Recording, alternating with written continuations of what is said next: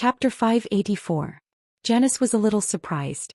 It seemed that Duque was not as indifferent to the internal affairs of the Alliance as the rumors said. According to the Alliance declaration, the moment the Dark Portal was destroyed and the Horde was defeated, Anduin and Duque automatically lost the authority to command the armies of the various countries. All military ranks in the Alliance were temporarily frozen until there was a new threat and they were forced to activate the Alliance again. This was only in the military field. In the eyes of the kings, there were only two commanders in the Alliance, Anduin Lothar and Duke Marcus. Mograine wasn't bad, but he was only at the level of not bad. He wasn't a real commander.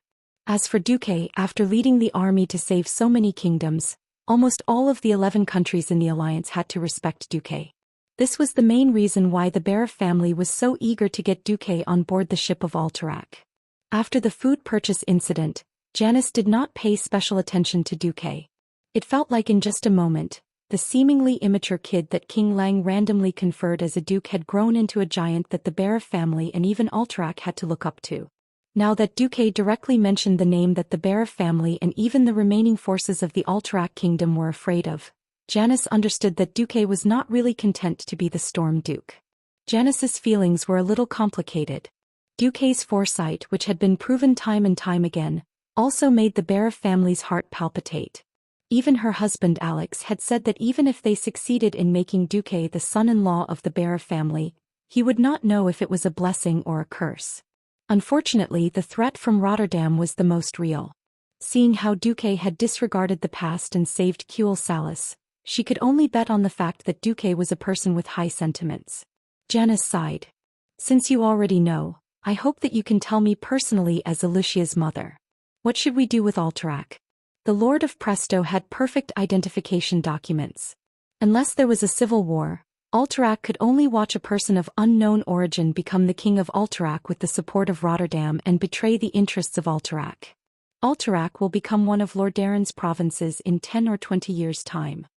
Duque gently tapped the armrest of the sofa with his right index finger. This Lady Janice was more intelligent than he had expected.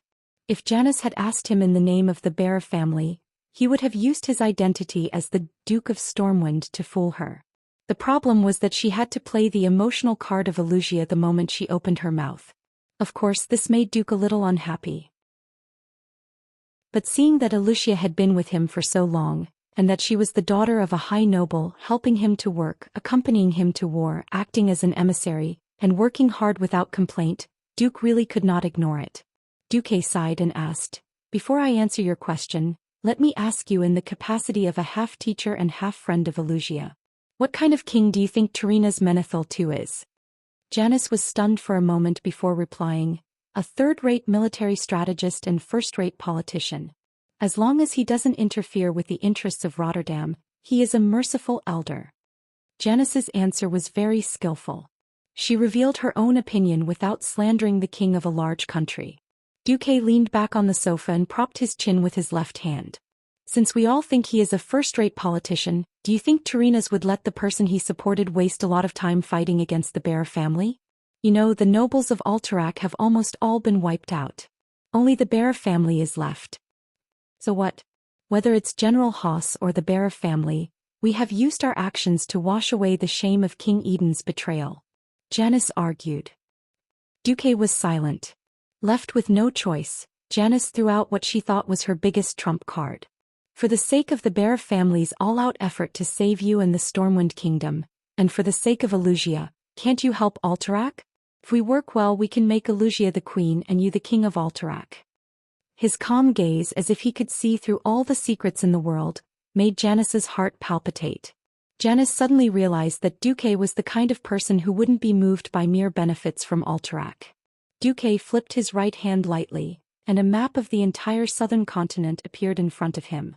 The next moment, East Elven, East Twilight, Redridge Mountain, Upwind Trail and other areas on the map were all marked with his storm flag. The Swamp of Sorrows and the Cursed Lands were marked in light blue. He threw out a sentence that almost shocked Lady Janice out of her wits. "If I'm willing, Rin and Lothar will support me in establishing a nation with these areas as my territory." Janice cried out in shock. She couldn't help but be shocked. This land was shockingly vast, at least twice the size of Alterac. King Lang actually approved of Duque to this extent. Duque waved his hand and the map disappeared. He crossed his fingers and rested the back of his fingers on his chin, staring at Janice with a determined gaze.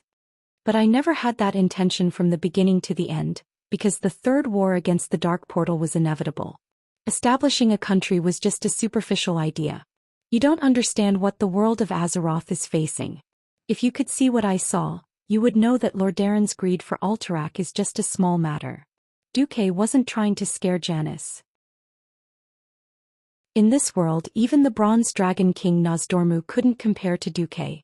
Duque was familiar with the history of Azeroth's development, and Nozdormu had to pay a price for peeking into the future. Janice bit her lip, seemingly unwilling to give up. Duque, are you really not willing to help the Bear family? Duque was silent for a long time. Only the crackling of the firewood could be heard in the living room. After some time, Duque finally said, I promise I will help the Bear family at the very end. Janice's expression changed. She didn't know what the very end meant, but at the very least it would save her husband and Alicia's lives. But would the Bear family still be the same Bear family after losing the fertile Hillsbrad Hills, Caer Darrow and Dalen Mill? Janice stood up suddenly. Since Lord Marcus is not sincere, please forgive me for taking my leave.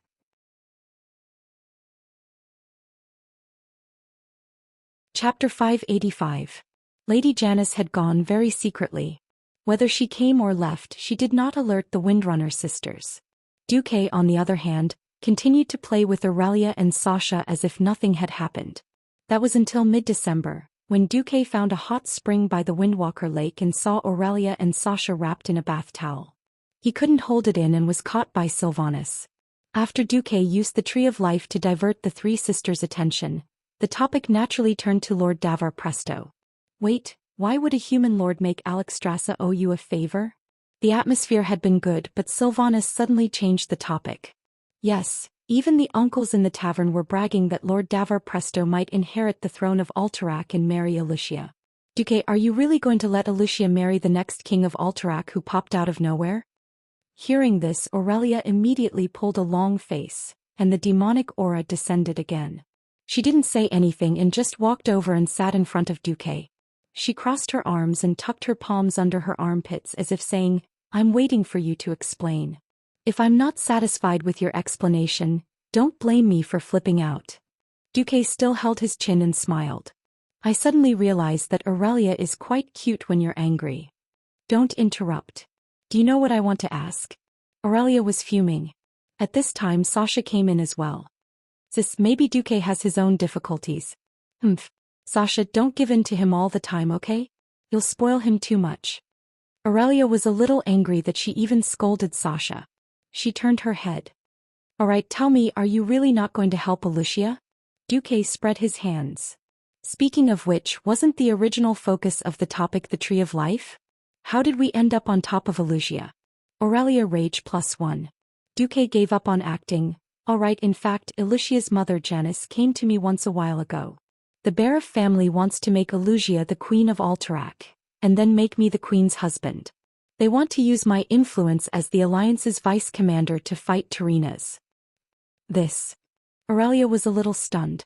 Alicia, whose marriage was used as a political tool, was pitiful, but the nobles of Alterac were not kind either. What's more, he wanted Duque to marry Alicia. What about the positions of us sisters? Aurelia was immediately unhappy with the Bear family. On the other hand, she knew that Alicia had helped Duque a lot, so Aurelia was very conflicted at this time. Duque, are you really going to marry Miss Alicia? Sasha felt like she would immediately cry if Duque gave her a definite answer. How could I abandon you and Aurelia for a mere king? With that, Duque pulled Sasha over and kissed her. For the first time, Sylvanas did not feel that Duque being intimate with his sister in front of him was an eyesore. A mere king. The king of Alterac, one of the 7 great human kingdoms, was actually a mere king in Duque's words? If it were any other man who said this, it would only be taken as a lie. Duque was different. He really had the right to be a king. However, he rejected it. He rejected it lightly. How many men in the world could resist such temptation? How many men could maintain their rationality in the face of great benefits and fame? Duque's tone was relaxed and cozy, but the three Windrunner sisters felt a heroic aura coming from him, making their bodies tremble with excitement. Aurelia was the most mature and steady elder sister among the sisters after all. In any case, what happened with Wuxia just now also gave her a warning. Duque was technically single. Even if he announced that he was going to marry the sisters, such a marriage would probably not be recognized by the entire human society, nor would it receive blessings other than friends and family. Aurelia spoke up. Yo, it seems that us sisters are quite valuable, even more so than the king. Duque, why don't you tell us what's our price? Duque was slightly stunned. He suddenly understood why Aurelia would attack him at this time. At this moment, Duque was possessed by a movie star. At this moment, Duque was possessed by Stephen Chow. Duque held Sasha's hand with his left hand and moved closer to Aurelia. Then he held Aurelia's hand with his right. Of course, the words were copied, but after some slight changes, they clearly reflected Duque's current feelings.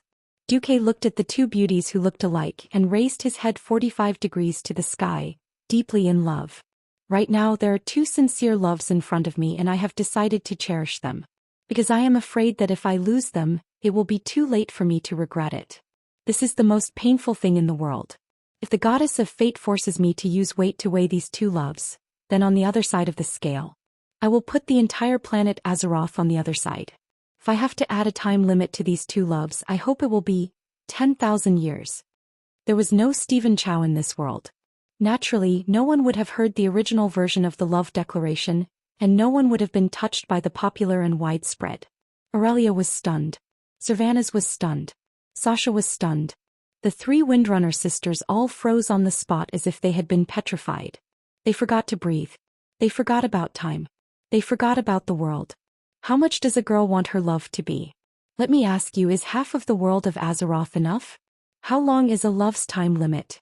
Let me ask you, is a lifetime of 10,000 years enough? If one were to say that she had left her homeland for Duque and Duque had given her land in return, it would only be to shut people's mouths. In reality, it wouldn't bring Aurelia any satisfaction. But this time, Duque's vow really touched Aurelia's soul. At this moment, whether it was Aurelia or Sasha, they both felt that even if Duque was lying to them, they would be willing to die for it. Moreover, Duque's eyes were filled with sincerity. Suddenly, a bean-sized tear rolled down Aurelia's elegant face. Yes, Aurelia was crying. Sasha was crying as well. Sylvanas was crying as well. Eldest and third sister were crying on Duque's chest, while second sister was crying on eldest sister's back. Chapter 586. To be honest, Duque thought of himself as a selfish person. If he had to sacrifice Aurelia to save the world of Azeroth, Duque would never do it.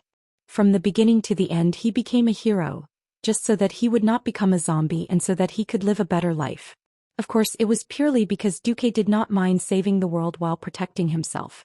That was why Duque became the hero of the Alliance. When the three sisters finally stopped crying, Duque comforted them. Don't think too much. Regardless of whether it was Wuxia's matter, the Bear family's matter, Alterax's matter, or even Davor Prester's matter, they could all be dealt with at the same time. Do you trust my ability to plan? Yes. The three sisters said in unison. Then leave it to me. Tarina's won't be able to last long. Let's just be happy and wait for the day of the victory ceremony to go watch the show. After a while, Duque was called away by his subordinate, Darnielle. Sylvanas straightened up and said to her sister, Aurelia, didn't I suggest you to find a way to marry Duque officially? You rejected me back then. Yes. Sylvanas looked in the direction where Duque left and said thoughtfully, I didn't understand then. Now I do. Aurelia gently held her sister's hand. What do you understand? My good sister. The kingdom's marriage laws can only protect wealth and power but not love. For the high elves who live for tens of thousands of years, 100 years is like a blink of an eye for them. Live these 100 years to the fullest and don't leave any regrets. There's no need to care about anything else. Aurelia's face bloomed like a flower when she heard this. Sister, it's good that you understand.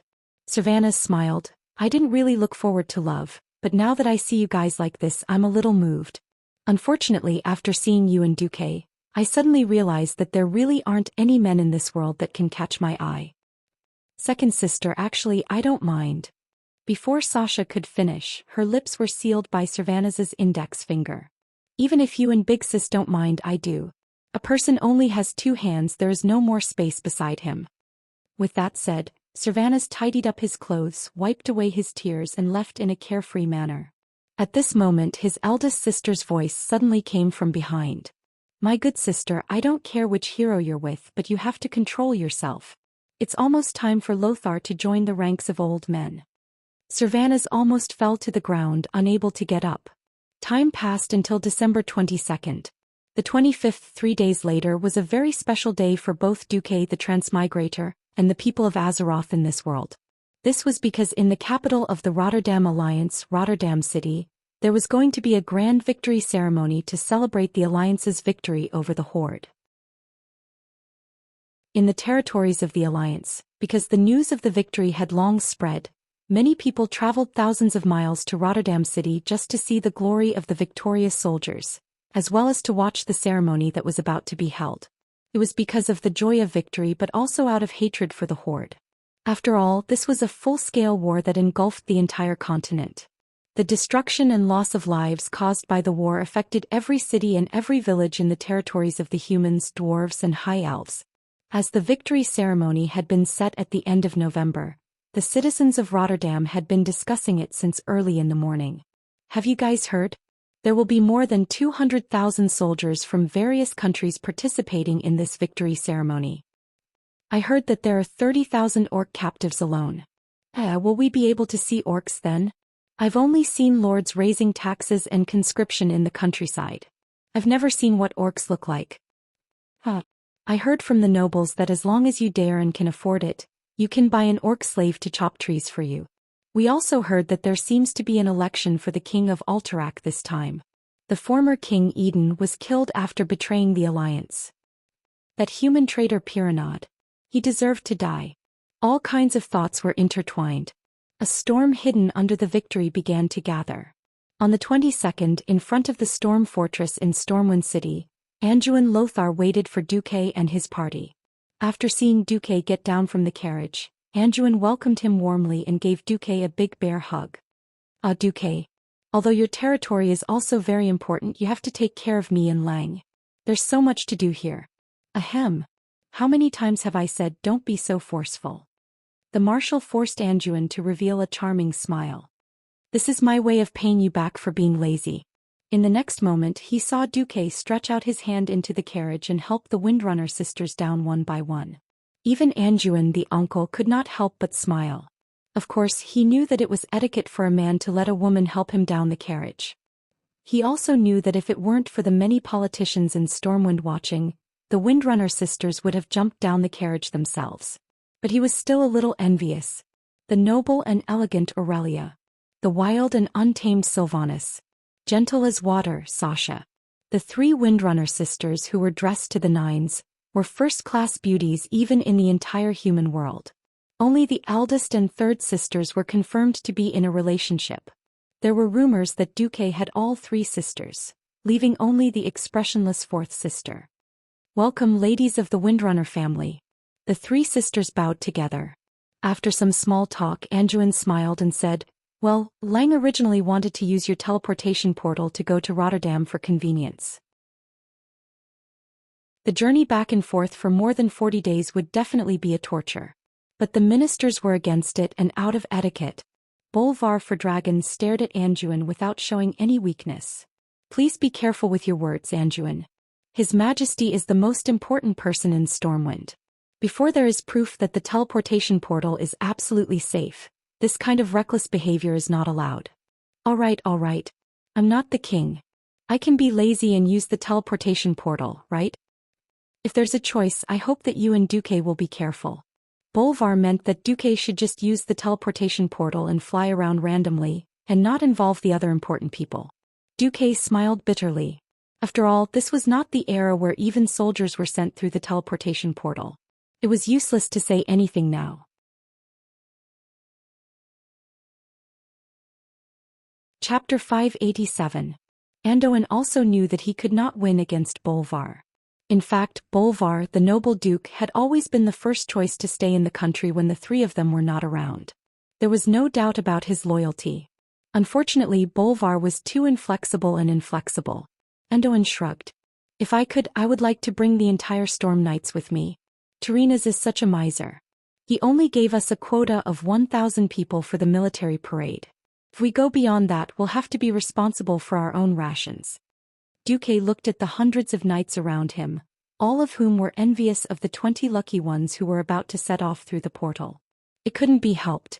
Although it was good to save time, the teleportation ability of the portal was limited. The Dalajan had gathered so many pharaoh previously, and only sent 1,000 people to grim battle. They could either follow King Lang's example and set off by ship 20 days in advance, or they could reduce the number of people. Andoin suddenly realized that Duque seemed to have brought a lot of people, and it seemed that they were all going to the victory ceremony. Wait, Duque, how many people can you send to Rotterdam at one time?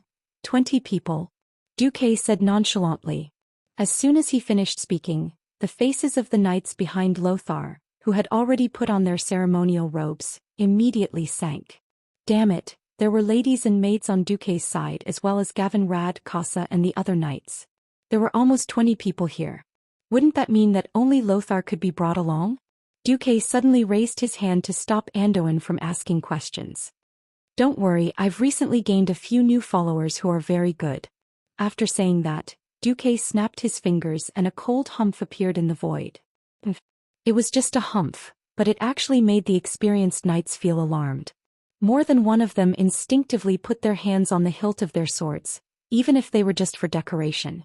Suddenly, in an empty space not far from Duque, a portal glowing with blue and white light opened, and 4 people walked out of it.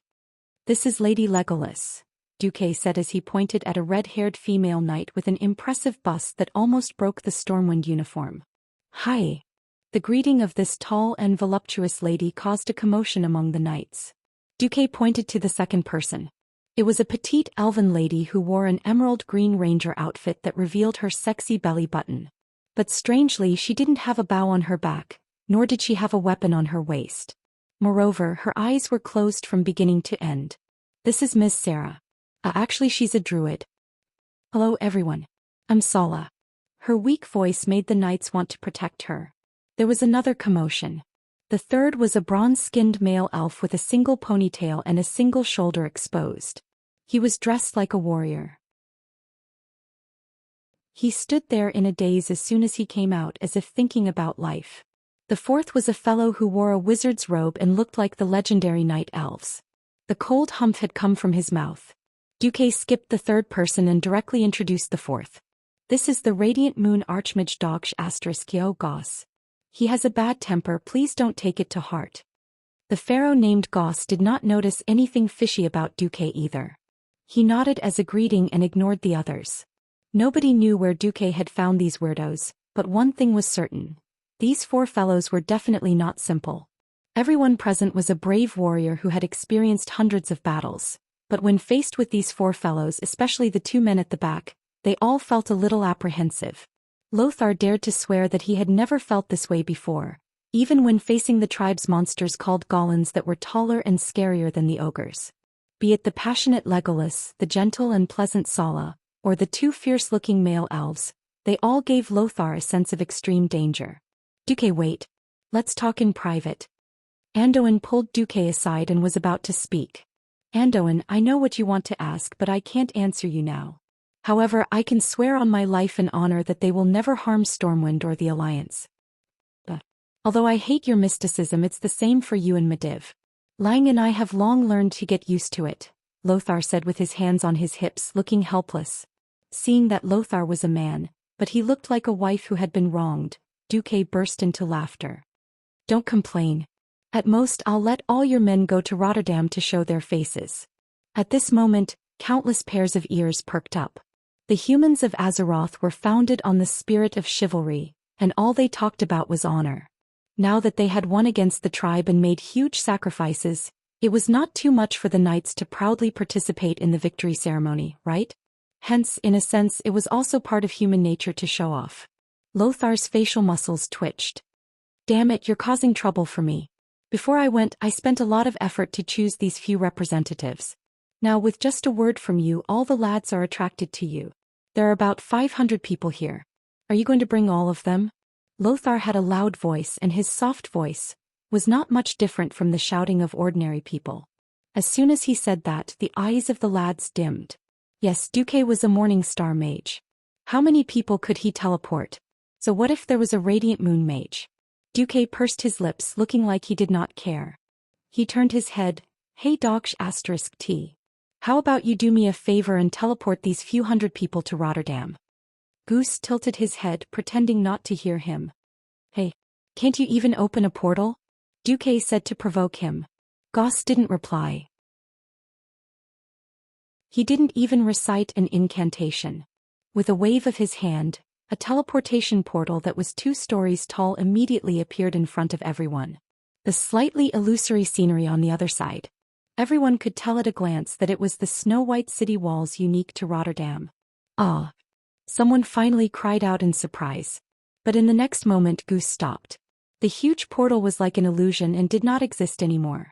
Only the magic undulations that lingered on the ground told everyone that it was not a dream. Goose stood with his hands behind his back as if everyone owed him money, and did not look anyone in the eye. At this moment the woman called Legolas seemed to be a little angry. Hey, isn't it just something that Duque promised you on my behalf? I'm holding on to it. Why are you making things difficult for Duque? Be good, listen to me. Show some sincerity later and I'll give you one. This time, Goose immediately admitted defeat. Duque turned and smiled at Lothar and his knights. Gentlemen, go and get ready. We'll gather back in half an hour.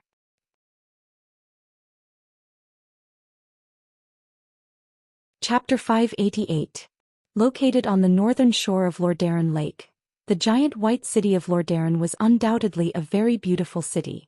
It was still a distance away from the Alterac Mountains. Looking from the west to the east, Rotterdam looked like a typical city with mountains on one side and water on the other. In the distance was a snow-capped mountain, on the right was a clear lake that would not freeze in winter, and on the left was a vast grassland. The atmosphere of the triumphant ceremony had already spread throughout the entire city. Since it hadn't truly been invaded, the few destroyed buildings had long since been perfectly repaired.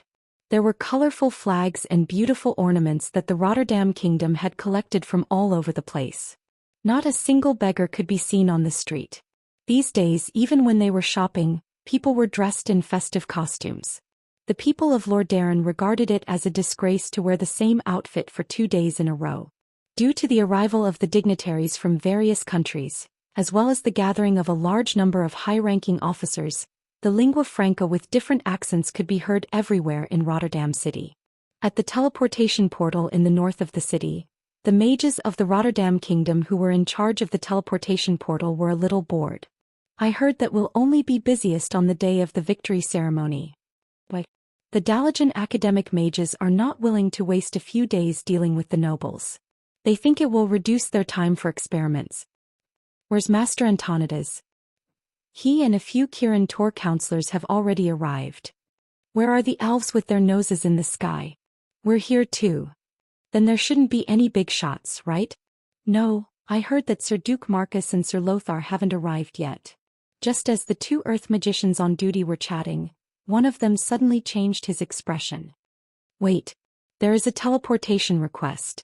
Isn't it just a request? Where is it? Let me take a look. The mage came over. No problem. A teleportation request from Stormwind City. The password is correct, just open it. The first mage looked like he was about to cry. No, look at the mana required. Why King of Magic? Isn't Stormwind Sir Marcus the only one who can teleport? How could there be so much demand? There's a team of 100 Radiant Moon Magi? What should we do? Let's open a small one first. Let them send someone over to confirm. Wait. Our magic array. Oh no, it opened by itself. While the mages of the Rotterdam Kingdom were in a frenzy, they were horrified to find that the magic crystal, which was supposed to release mana after they activated it, ignored their control and poured mana into the portal on its own. The valuable magic crystal dimmed at an alarming rate. Then, right in front of the group of Rotterdam mages, a huge teleportation portal opened on its own. If this were a time of war, this would be considered an invasion. A portal that was even larger and rounder than the one the Daoist used to send 1,000-man assault team was opened. For a moment, the mages of the Rotterdam raised their staffs and prepared to fight. However, the two Stormwind knights that came out of the portal looked at each other in their most perfect posture and announced their names according to international etiquette. The Supreme Commander of the Lordaeron Alliance, His Excellency Anduin Lothar, and Deputy Commander Duke Marcus have arrived. Impeccable etiquette, officer, impeccable military posture. Just as more than 20 mages and hundreds of Rotterdam Kingdom's guards rushed over after hearing the news, 2 rows of tall horses came out in a single file. The Stormwind Royal Knights in formal attire spread out to the left and right as soon as they came out. They straightened their backs and unsheathed their swords. The tip of their swords faced the sky and their palms faced the lower abdomen, allowing the light swords to flash between their eyebrows. Yes, the standard appearance of a big shot. There seemed to be nothing wrong with it. However, every mage of the Rotterdam Kingdom felt as if they were going to spit blood on the wall. Faster thief. Which bastard is so extravagant to teleport horses here? Is your magic mentor a part-time warrior? Did anyone ever tell you that it takes 3 times as much mana to teleport a horse as it does to an adult? Even if the Stormwind Kingdom has money, don't drag the Rotterdam Kingdom down with you. The mages who were guarding the teleportation portal really had the urge to curse in front of everyone. That's right.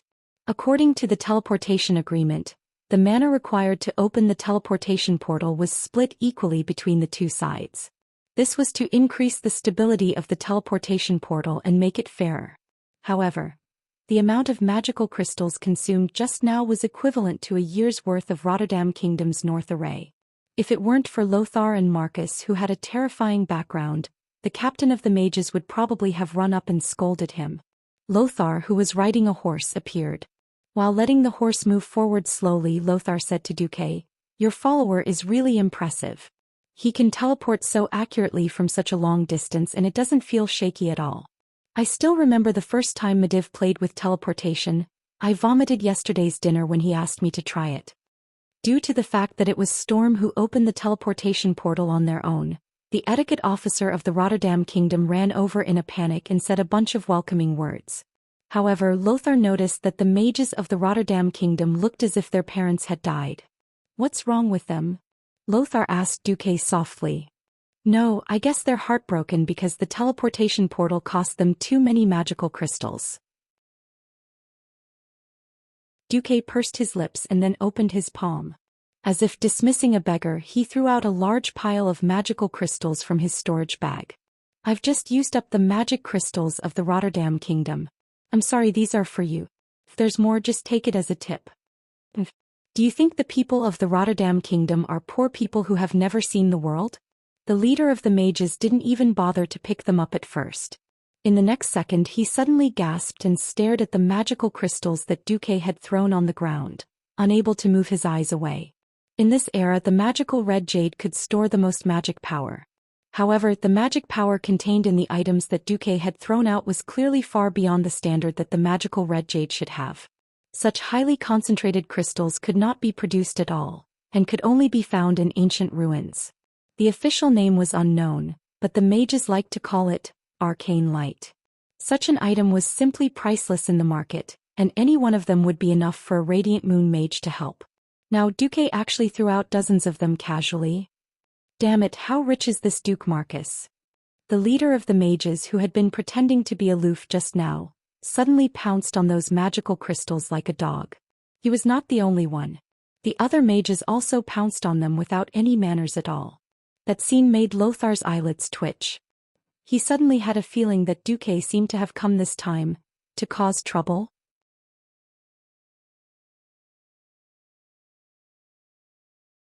Chapter 589. Ignoring the shouting mages, Duque and the rest went to the state guest house in the west of the city after passing through a huge inner city gate. For safety's sake, the area with the teleportation portal could not be in the same area as where the politicians stayed. At this time, the mages of the Rotterdam Kingdom came to their senses. What the hell? How many people did Stormwind use the teleportation portal to come here? There should be hundreds of people here, right?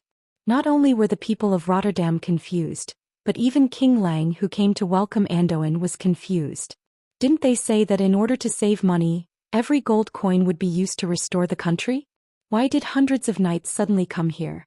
Where did the warhorses come from? After all, warhorses were not marine creatures. If they were tossed around on the sea for 10 days to half a month, they would either die or be half dead. Warhorses were often sickly when they disembarked from the ship.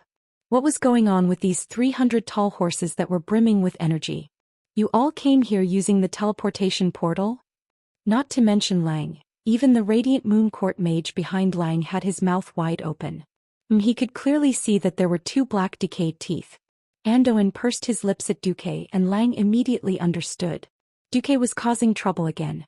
Duque touched the back of his head. Sorry Lang, I didn't tell you beforehand. The situation is a little complicated this time. In any case, teleporting so many people and horses at once might only happen once in a few years. They even arranged transportation. Where did this mage god come from? Lang easily noticed the 4 discordant existences in the team. Couldn't be helped, these guys were too conspicuous. The whole team seemed to take a detour when they saw them. While entering the state guest house with Duque, Lang said, Duque, this victory ceremony is too big. You have to tell me what's going on with them. After entering and closing the door to ensure that no one was eavesdropping, Duque told Lang and Andoin the answer. Several seconds later, the 2 big shots of Stormwind were so shocked that they were unable to say anything for a long time. At the same time, in the main hall of the Rotterdam Kingdom, several kings were holding a salon. Thank you again for your hospitality, Your Majesty. The one who spoke was a tall, black-haired noble. His voice was deep and powerful. Defeating those evil and filthy orcs is your greatest achievement as the leader of the Rotterdam Alliance. We should do something to prevent the remaining traitors from invading our pure alliance. If we succeed. King Tyrrhena's, who was dressed in an elegant gold and white robe, nodded slowly. Lord Darren and the Alliance will remember you, Lord Presto. Through your analysis and absolute evidence, I believe Gilnes and Stromgard have more or less understood the current situation. The elder Xeon Greymane nodded readily. Salas Trollbane, who was in the prime of his life, rubbed his forehead. He seemed to be having a headache over Tyrrhena's words, but in the end he still nodded in agreement. Thank you for your understanding, Your Majesties. King Tyrrhena's himself was not short, but Presto's obviously much taller physique still gave him a sense of pressure. The Lord of Presto smiled, revealing a mouthful of white teeth. The 3 kings present were clearly the cream of the crop, dragons and phoenixes among men. But in front of this Lord of Presto, it was obvious that he had the aura of a king more than the 3 of them. This was truly a surprising thing. Presto's short black hair shone neatly and he was clean-shaven. His thin face had the appearance of an eagle, which attracted the attention of many women in the palace. He gave off the feeling that he was more noble than any of the princes. No, it should be said that the 3 kings in front of him were more like country bumpkins. He came to Lord Darren before the Battle of Steel Stove Fort. Presto's perfect etiquette and elegant temperament first won the hearts of the upper class of Lord Darren. When King Janiers returned to Lord Darren on his griffin, even the picky King Xeon showed a rare smile. A few months ago, Presto was still an unknown young noble, but now he had become an influential figure. His political views made all the high nobles in the northern continent feel as if they had eaten a 1,000-year-old ginseng fruit. All the pores on their bodies felt refreshed. Look at this. First of all, since this was the Lord Darren Alliance, the victory ceremony must be held in the capital of Lord Darren. Otherwise, it would be blasphemy to the entire alliance. Every country in the alliance must send troops to participate in the victory ceremony. The number and type of troops will be decided by King Tyrrhena's. Every noble of Lord Darren was grinning from ear to ear at this point. Similarly, the surrender ceremony must also be held in Lord Darren. All the captives must be brought to Lord Darren for a parade before being distributed by Lord Darren. In fact, the people of Lord Darren can pick the strongest ones and use them to hold a grand gladiatorial tournament to attract spectators and earn back their money. The stronger ones will be thrown into the mines and the weaker ones will be thrown to the allies. Especially Great Chief Orgrim, who had to personally kneel in front of King Tyrrhena's. All the warships of the Horde will be confiscated and distributed to Gilnes and Lord Darren according to the ratio of troops they sent out. Although the warships of the Horde looked poorly decorated, the strong keels and sturdy decks will definitely increase the standard of the navies of the two countries by 3 levels. Kuel Salas will continue to send out the rangers to help Lordaeron clear out the remaining orcs in the Tirisful woodlands. Other than that, there were also other minor conditions. The reality now was that almost all of the 11 countries in the alliance had suffered greatly in the war. Even if they wanted to, they would not be able to get anything out of them. However, these measures that did not have much practical meaning could greatly satisfy the vanity of the people of Lordaeron, and even the people of Gilnis and Stormguard. After gaining the trust of the nobles in the north, it was also his suggestion to send the Alterac Eagle Knights, who were eager to clear their name on the battlefield, to transport food before the Black Rock Mountain battle. Those traitors are not trustworthy. Leaving them on the battlefield will only make them a weak spot for the Horde to attack. He once suggested that Tarinas take control of the Alterac army, and then split all the Alterac Knights into the various Lordaeron cavalry regiments. Although Stormguard and the other countries also felt that it was necessary to take control of the Alterac army at the time, but after the war they felt that they should not continue to exercise unilateral control over the Alterac army. At this time, Presto stood up again and used his glib tongue to give a reasonable explanation for everything. What was even more amazing was that under a coincidence he found evidence to support his argument.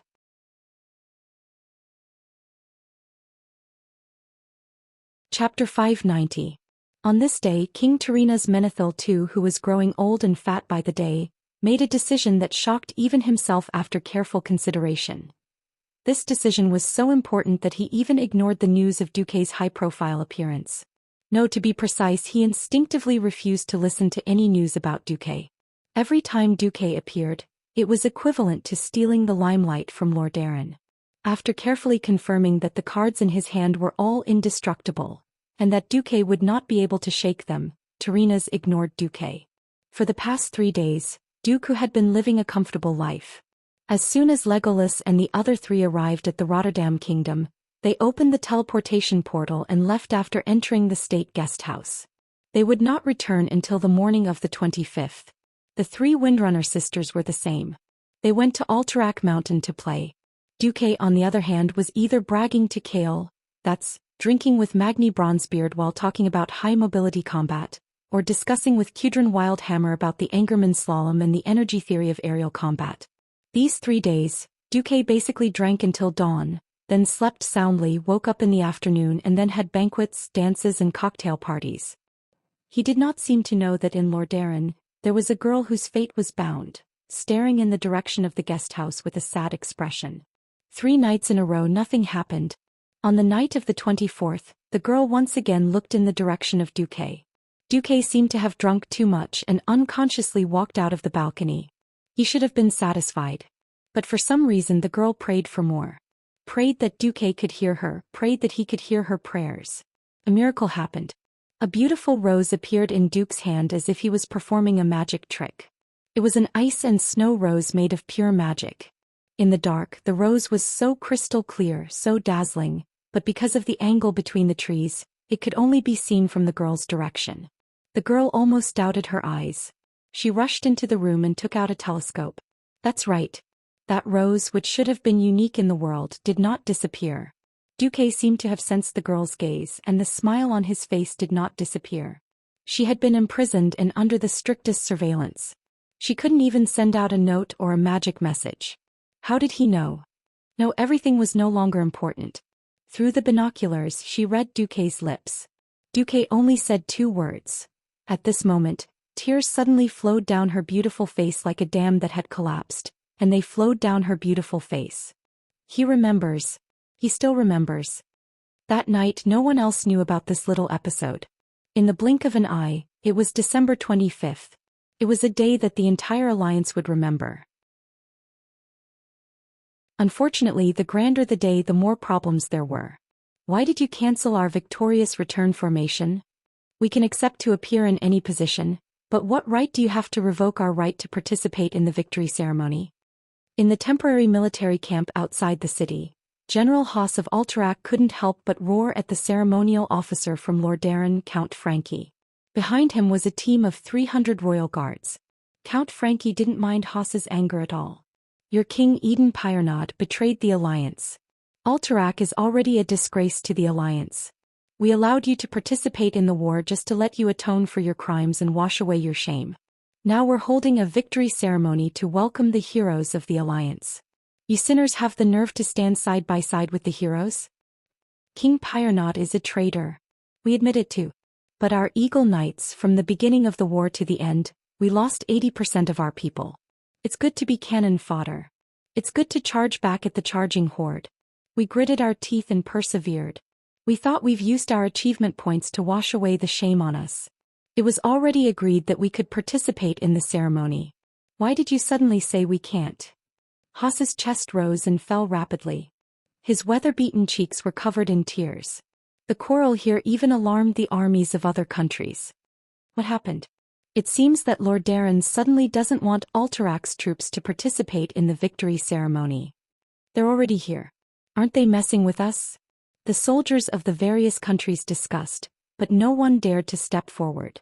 After all, it was the capital of the Rotterdam Kingdom which was the strongest among the alliance countries. Today was a big day for the Rotterdam Kingdom. How could they not give the alliance some face in the territory of the alliance? No one knew why the Rotterdam suddenly wanted to target Alterac. Even though everyone sympathized with the troops that had been fighting on the front lines of the alliance, no one dared to stand up for them before they could figure out the situation. At this time, two unexpected big shots appeared. The Alliance Commander Anduin Lothar. The Alliance Deputy Commander Duke Marcus.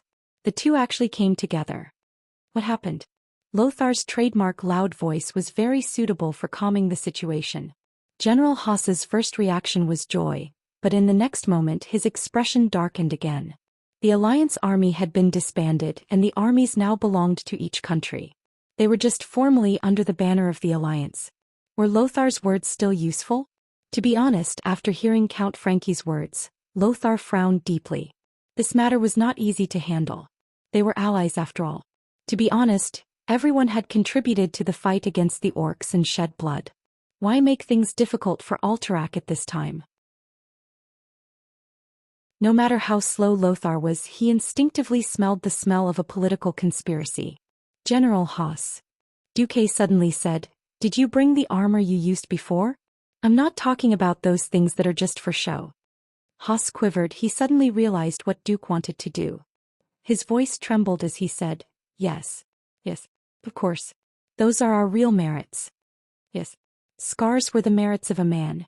Duque said in a deep voice, "Put them on. We the Knights of Stormwind will wear them too." Haas couldn't believe his ears. He couldn't help but subconsciously look at Count Frankie of Rotterdam. Count Frankie screamed on the spot, and raised an extremely exquisite scroll in his hand. "Duke Marcus, what do you want?" This was a direct order from His Majesty Terina's Menethil II, and the order was here. It's not only an order from the King of Rotterdam, but also the leader of the Rotterdam Alliance.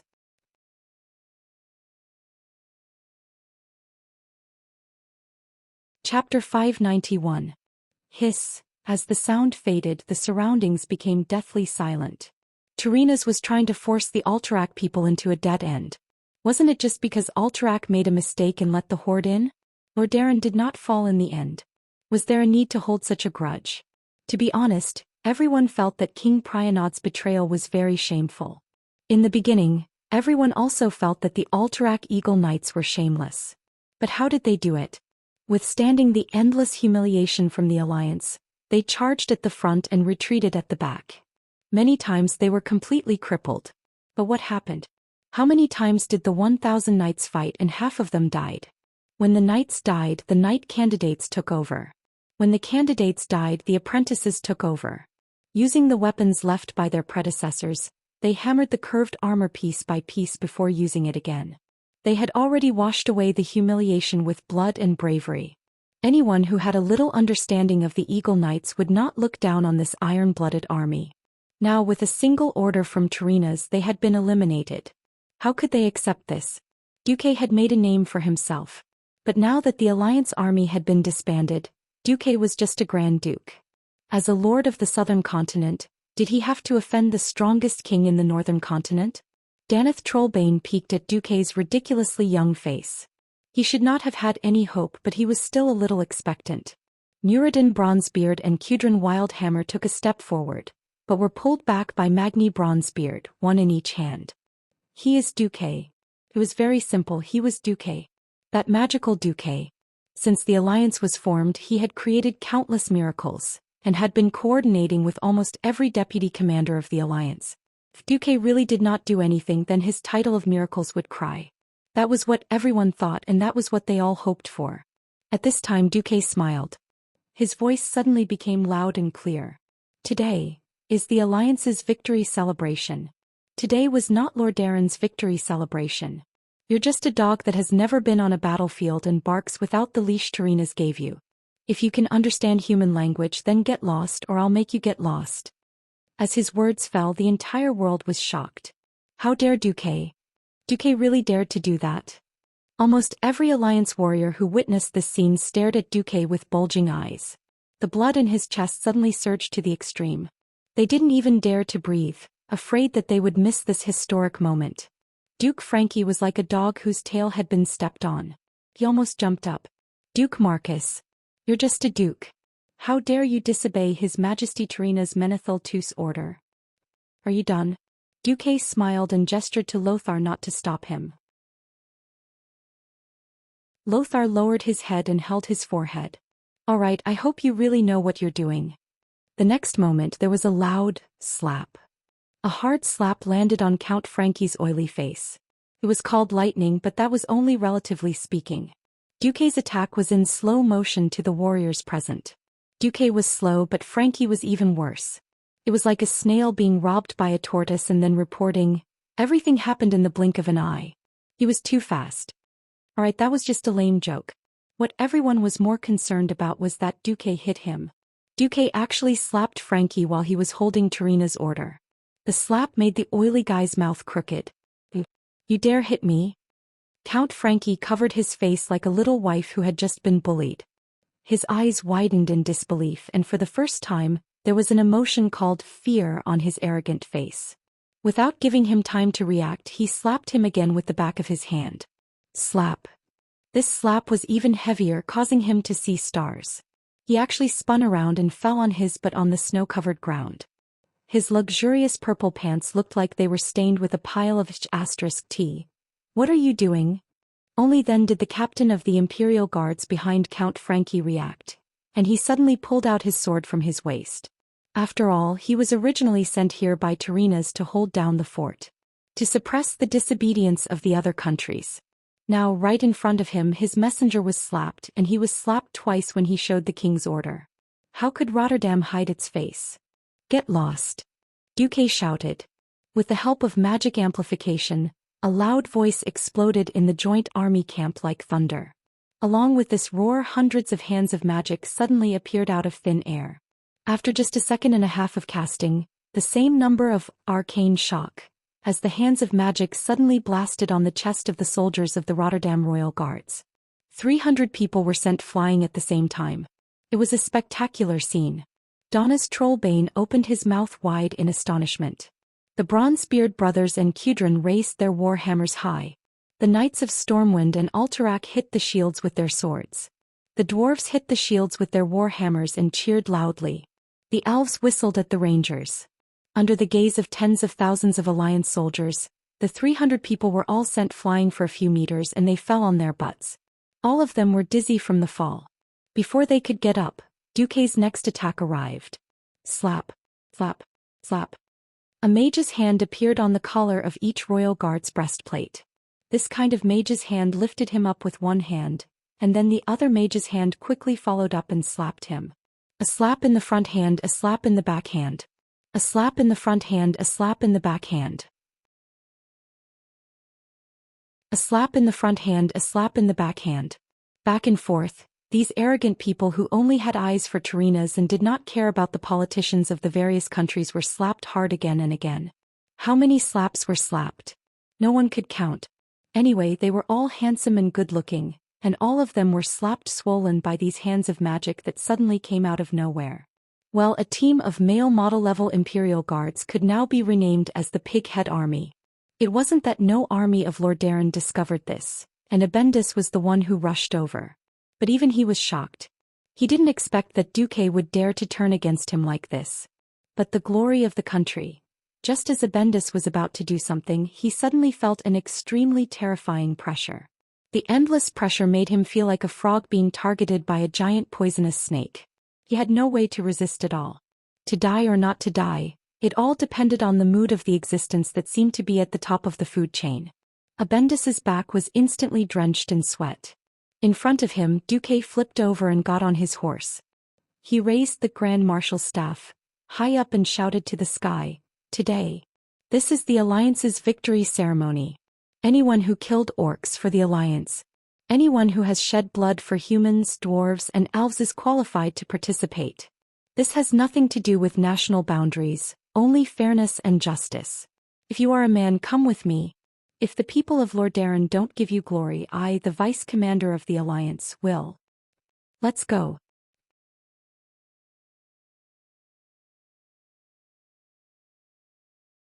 Chapter 592.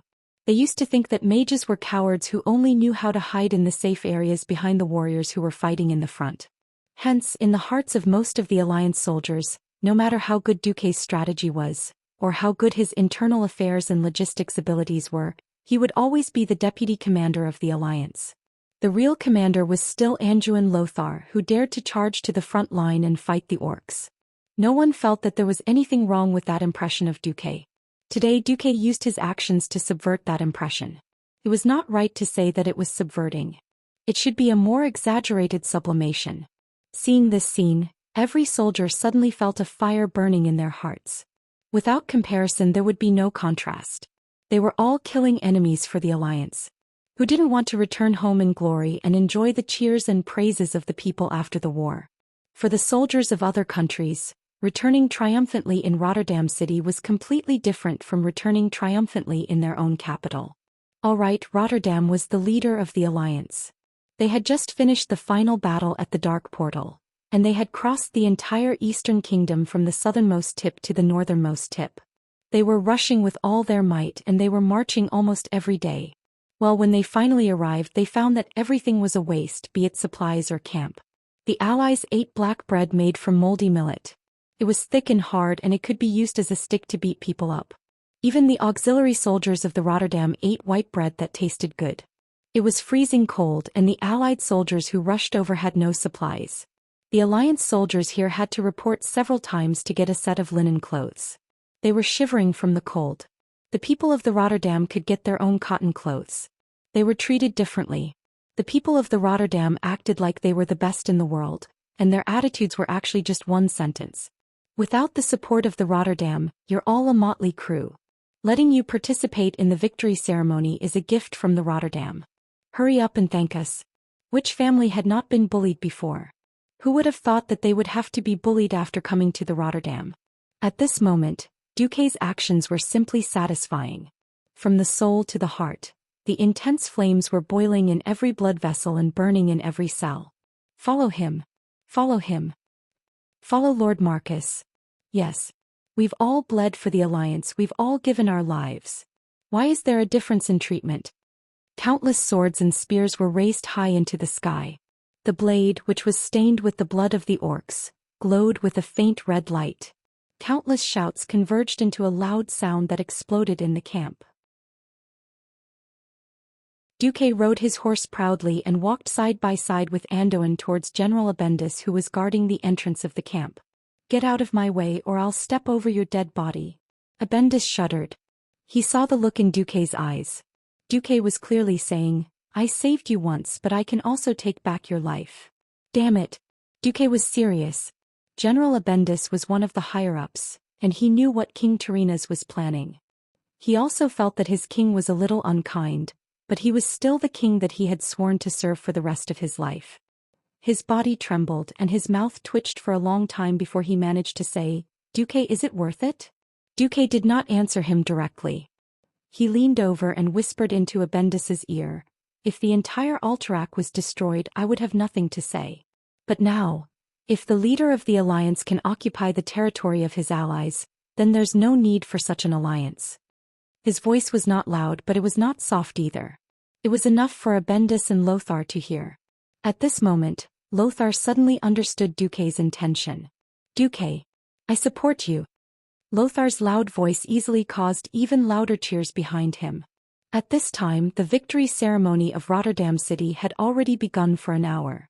In the first half of the ceremony, it was the most eye-catching ceremony of the captives. 25,000 orcs had their hands tied behind their backs, and they were shackled with iron shackles that weighed at least 50 kilograms. They were then tied up with thick iron chains and strung up in groups of 100. They lowered their heads and walked through the long and wide streets under the gaze of countless people.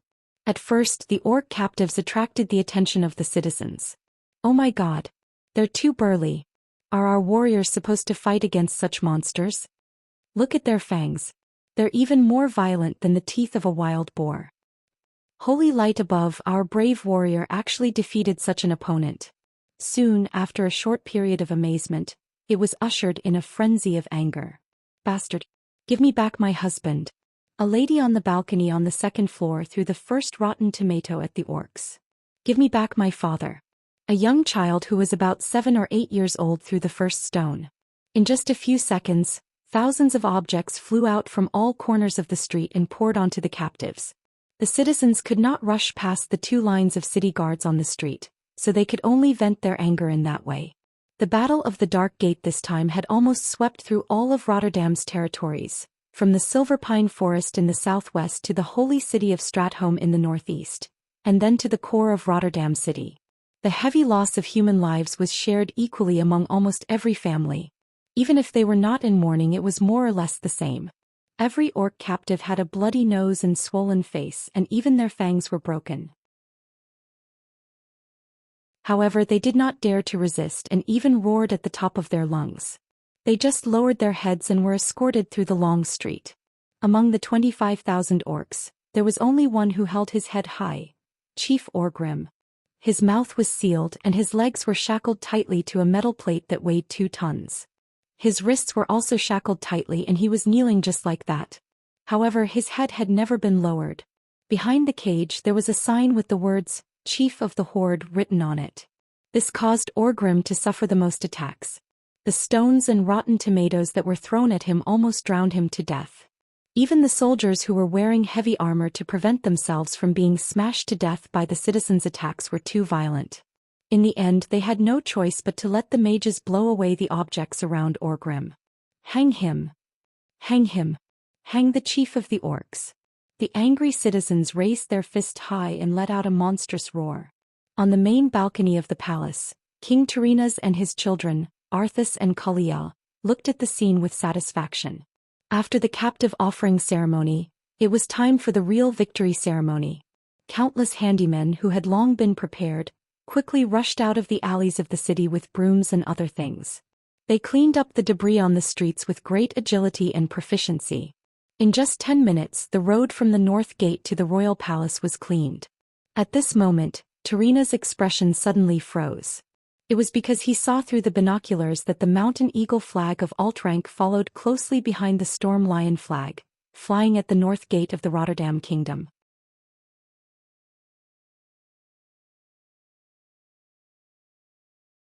Chapter 593. Turinas almost spat out a mouthful of blood on the white jade balcony railing. His script was perfect. If he wanted to take over Alterac, he could not make the Alterac people into war heroes. If he let the Eagle Knights attend the ceremony, it would be a hindrance to their next move. That useless Frankie. Didn't I give him the order? Turinas almost wanted to order his men to hang the idiot who did not do his job well. It was too late now. They had already entered the battlefield. Were they supposed to let Mograine chase the Eagle Knights back? But who let them in? What was Abendis doing? Wait, where did the horses in Stormwind come from? Turinas trembled slightly. The Stormwind Knights had arrived. As the first kingdom to fight against the orcs, and also the first kingdom to be destroyed by the brutal horde, the Stormwind Knights were the first victorious team to enter the battlefield, which had a special meaning. This was out of the expectations of the people from Lordaeron and the people from other countries. What they saw was not a knight in shining armor, nor was it a majestic steed with well-groomed hair that was incomparably clean. They saw a large group of warriors who had returned from 100 battles. Even though it had been cleaned, bloodstains could still be seen on the armor. It was full of uneven marks, and there were even cracks caused by heavy weapons. Only a new piece of metal was embedded on it like a patch. Some of the knights' shields had obvious holes. That was the result of the troll throwing their spears. The sword was still sharp when it was pulled out. But upon closer inspection, one could see the unevenness on the blade. Those were the marks of the sword being polished again. The Alterac Eagle Knights were almost the same. What was more special was that many of them carried more than one sword and many of them were broken. A qualified knight's sword was worth a lot of money. Normal steel swords cost at least 3 digits. So the tradition of knights was that when an older knight thought that an apprentice was qualified enough to be a knight, he would give a knight's sword to the apprentice. This was a legacy and also a promise from the older generation to the younger generation. A knight was only allowed to have one sword at a time. There was only one circumstance in which a knight was allowed to carry multiple swords. That was, when he returned from the battlefield he could bring back the swords of his elder or comrade who had died in battle. The long sword was the knight's tombstone, and also the knight's epitaph. The blood-stained swords that were even broken into two completely announced the fate and will of their owners to every audience. Countless people from the Rotterdam kingdom gasped. The kind-hearted girls sobbed uncontrollably. They had heard of the betrayal of the Alterac king, and they had publicly insulted the Alterac people countless times. But they had never thought about how much the Alterac knights had sacrificed in order to wash away this shame. Behind them were the Storm Guardians from Riptide Fortress.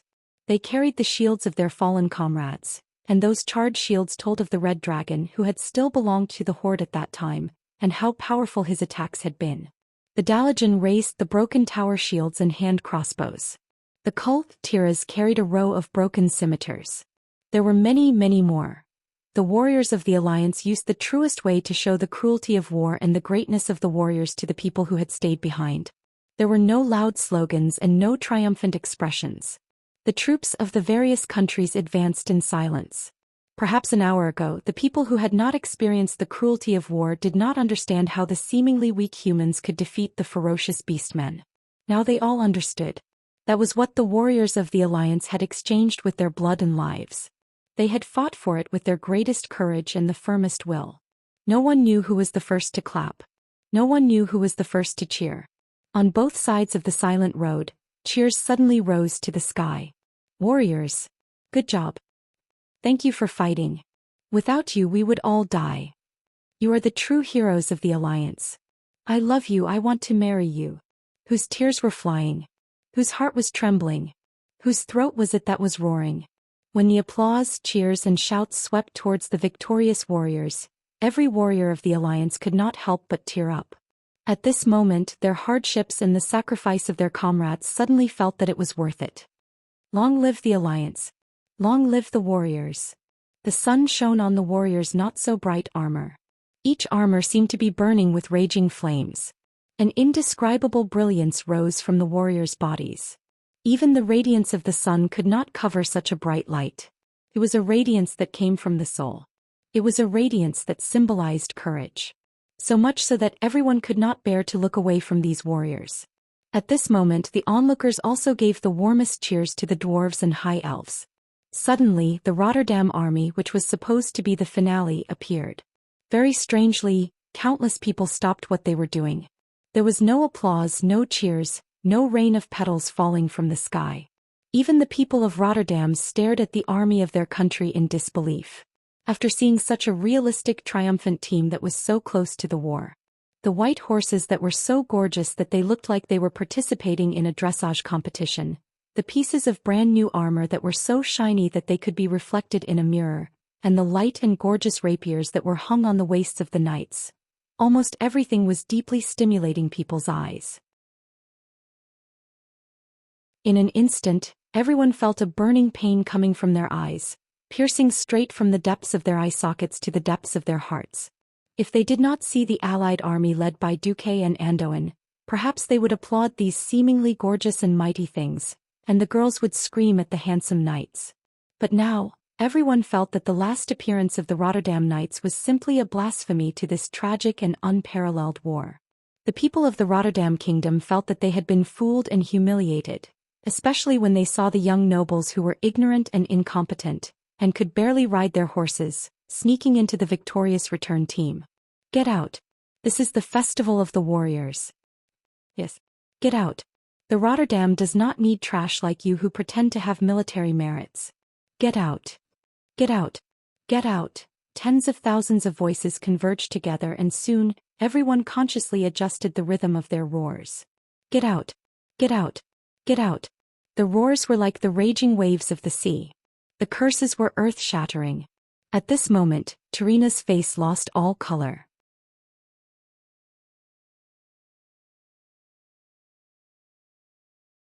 Chapter 594. What kind of hatred and resentment was there for the people of their own country to oppose the army of their own country? For a long time, the nobles of Lordaeron had lived a luxurious life, and had long forgotten the voice of the people. To them, the people were just wheat that would automatically grow every year. They had all kinds of responsibilities and obligations. They had to pay taxes to the nobles, provide labor for the nobles, and provide soldiers when the country was in danger. After more than 2,000 years of peace, the nobles had long forgotten that their ancestor was a warrior conferred by Emperor Saladin. This warrior's name was Lordan, and this warrior's son was called Menethil. Later on, Menethil named the land Thoradin the Great as Lordaeron, and Menethil became the royal family's surname. In that era where clans were the dominant force and there were no surnames, this was already a pioneering move. Suddenly being opposed by the seemingly docile people, not only Tarina's, but all the Lordaeron nobles around him were embarrassed. This is a pity, Xian Greymane said. Jean Greyman said, it seems that someone down there has mistaken the difference between a triumphant return and a grand parade. Of course, Tarina's did not know that this proud and aloof King Gilneas, who seemed like a standard politician, would one day become the most reliable ally of the alliance. He only knew that Xian was taking advantage of the situation. That's right. After Lord Presto appeared and presented the evidence, Xian secretly offered to support a nephew of Presto. Xian secretly offered to support a so-called nephew of Prianod's, who could not have been more distant, but Tarina's rejected him cruelly. Now everything was different. Looking at Anduin Lothar and Duke Marcus at the front of the victorious team, Tarina's knew that all of this had something to do with them. If he did not do anything, it would not look good during the throne meeting, even if he forcefully passed the resolution. I'm getting old. I want to rest before the triumphant return to the palace. Why don't we all rest in the side hall? Everyone knew that Tarina's could stand from dawn to dusk if the situation was favorable. Now that he suggested it, everyone knew that this was another round of quick and urgent political transactions. As the representative of Kuel Salas, Prince Kael, that's understood that this was a political game in the human world and had nothing to do with the elves. He was the one who truly rested. Lang and Dallin looked at each other and saw the worry in each other's eyes. Now that Tarina's was taking advantage of his old age, he could not allow the old king to rest, could he? Lang and the other two nodded quietly to each other. They were going to meet up later. All of a sudden, the balcony of the palace that was more than 100 square meters became empty. Not a single king was paying attention to the victorious procession that would begin to arrive at the square in front of the palace in 20 minutes. In the side palace, Tarina's pushed open the huge golden door. The magnificent murals on the wall had always been his greatest pride and joy. Unfortunately, he was not in the mood to appreciate them now. The first to meet was naturally Jean. Xian was extremely greedy towards Tarina's, but because of that he was the easiest to convince. Yo Tarina's, it seems that little Duque has given you quite a bit of trouble. It's just trouble, Tarina said with a cold expression. Tell me, what do you want in order to support Pristos? I want the Hillsbrad Plains, the Jasper Mine, Tobalad Island and the western coast next to South Shore. He knew that Jean would ask for a lot, but he did not expect him to be so greedy. He took away more than half of the essence of Hillsbrad in one go. The Hillsbrad Plains had been reclaimed by the refugees of Stormwind. Now everyone knew that it was a rich and fertile land. The refugees would all be evacuated next year. With the support of this fertile land, Gilnea's power would increase explosively in the next 20 years. Tarina said with a pained expression, all right. The second to meet was King Salas Trollbane of Stormguard. Tarina spoke first. Salas, you must support Lord Pristos this time. I can give you Terran Mill and South Shore. Salas sat in his luxurious chair like a statue. After a long while he shook his head and said, "Maybe their king and lord are guilty, but the people of Riptide Castle can't take Alterax's land. It's a blasphemy to our brave warriors." Tyrrhenus panicked when he heard Salas' words. Among the 6 human kingdoms, Kurtiras and Stormwind, who were outsiders, would vote against him. He needed at least 4 votes from the throne to make things look good. Who would have thought that Salas would reject him? Yes, that's right, Tyrrhenus' plan was to take Lord Darren's land for himself. Now that Salas was involved, he refused to play. How could he do that? Tyrrhenus' face darkened. Think about it, Salas. Your land has already become a wasteland. Even your food for the winter is provided by Lord Darren. You can be noble, but can you bear to see your people starve to death? The earthy highlands do not have much food to begin with. Salas' expression changed. Tyrrhenus was threatening him with food. South of Stromgard was the dwarves' territory. Whether it was the wetlands or Loch Moden, the dwarves barely had enough food for themselves. Other than Hillsbrad in the west, there was no other way out of the earthy highlands. If Alterac, controlled by Lord Darren, blocked the way out, then hundreds of thousands of people would starve to death. To restore Earthy's food production, his advisors told him that it would take at least 3 years. Moreover, he still had to rebuild Riptide Castle, which had been destroyed by the dragon. Salas lowered his head deeply, as if burying his head between his knees. "I don't want the territory. Give me at least 500,000 tons of food every year for 5 years. As a noble knight, he hated political deals like this. As a king who was responsible for the future of millions of his people, he had no choice but to compromise with Tyrrhenus. Tyrrhenus left. He was not satisfied, but at least he had achieved his goal. At the third meeting, Tyrrhenus met the hardest nail, Antonidas, who he thought would be easier to convince. "Tyrrhenus, I'm not against you." But the Dalajan rejected the Lord of Prister. Why? Tyrrhenus furrowed his brows. Because the Kirin Tor Assembly has secretly used all of their magic detection abilities, but still could not see through this mysterious Lord of Prister. He is either a Breaking Dawn mage on par with me, or he has a mysterious magical item that is comparable to a demigod gear. We will never support a mysterious person of unknown origin to be the king of Alterac.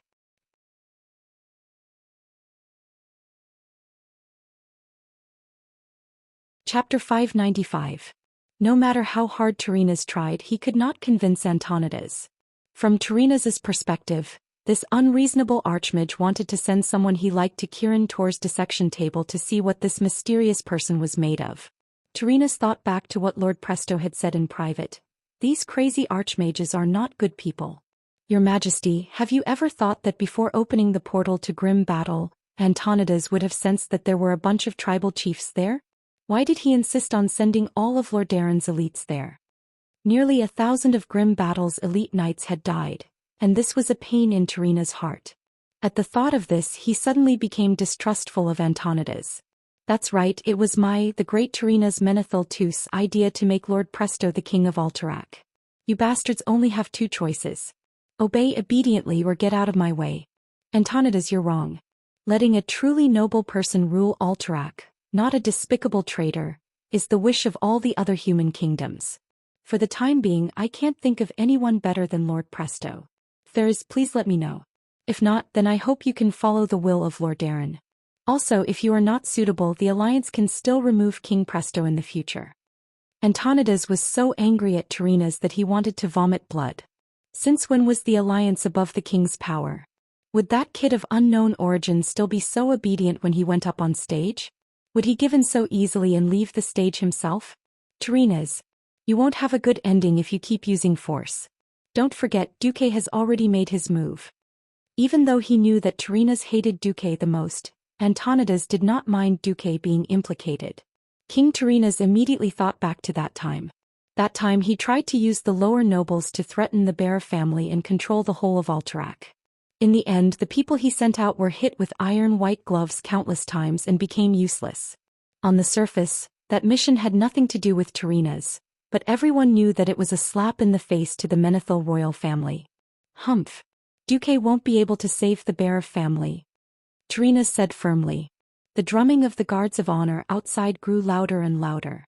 The triumphant procession was about to reach the palace. Unless Tyrrhena's was seriously ill, he would have to go out and welcome the victorious warriors. Antonidas, promise me that the Daoist will at least remain neutral on this matter. Otherwise, the Daoist will be the enemy of the Rotterdam kingdom. After this is done, I will compensate the Daoist. This was a blatant threat. Antonidas looked like he had just eaten shit. He almost had a stroke. After a long time, he squeezed out a word through his teeth. Okay. The kings who had just rested gathered again. In the huge square of the palace, Tyrrhena's received the cheers of more than 100,000 citizens. No matter what, it was the Rotterdam Kingdom Alliance, and the Rotterdam Kingdom was the leader of the alliance. This was an honor that no one could take away from him. After symbolically inspecting the captured orc weapons, Tyrrhena's walked in front of Orgrim. Originally, it was a very satisfying thing to have a great chieftain of an enemy force, whose strength was on par with each other, kneel to him. Being pressed down by 4 strong humans, the weak Orgrim could not take it anymore. Even his neck was almost broken. He lowered his proud head to Tyrrhena's. Unfortunately, he already knew that Orgrim did not have anything nice to say. Otherwise, Orgrim would have said the classic, "Orcs will never be slaves" line. Tyrrhena's was not interested in Orgrim's submission. To him, the orcs were a bunch of poor people. Not only did they cause trouble, but they also had nothing to gain from it. Other than being used as miners and gladiators, they had no value at all. So he pretended to accept the cheers of the 100,000 people and ended the victory ceremony hastily. After entering the palace, just as the kings were about to sit down in the throne room, their true intentions were revealed. Wait.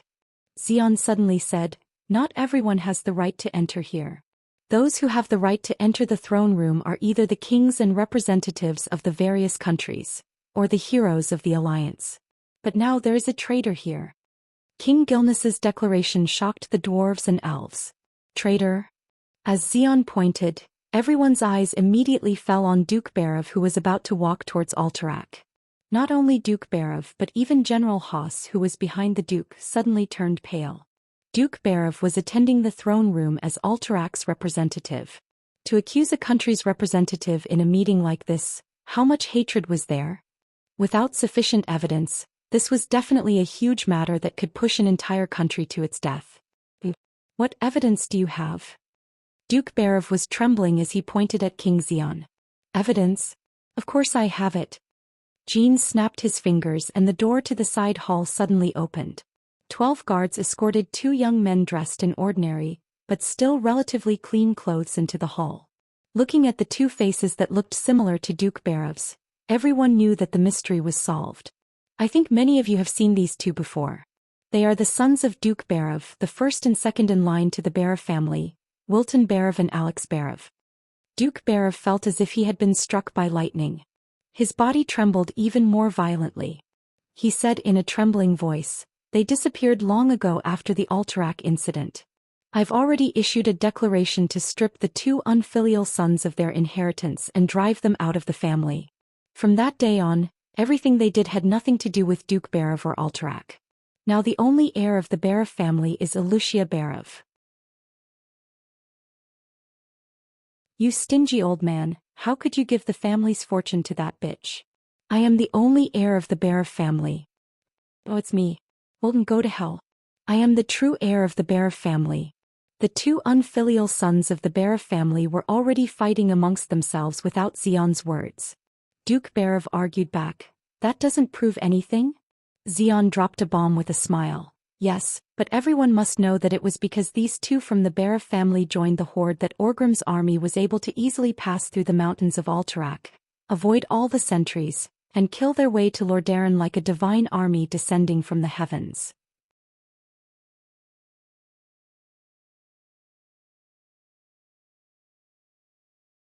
Chapter 596.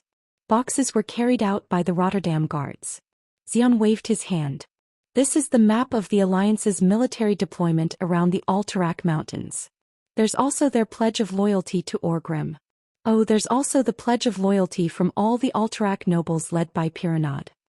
Duke Berev's hands were trembling as he picked up a document. He had nothing to say because the Berev family was in charge of the logistics of the entire Alterac Mountains. On the other hand, because he deliberately did not decide on an absolute successor, and wanted his two sons to compete for it, it caused his subordinates to split up, each supporting a certain prince. It was hard to guard against a thief in the family. Even the higher-ups of the Barev family who gave the map to Wilton and the Alex brothers did not expect them to betray their father long ago.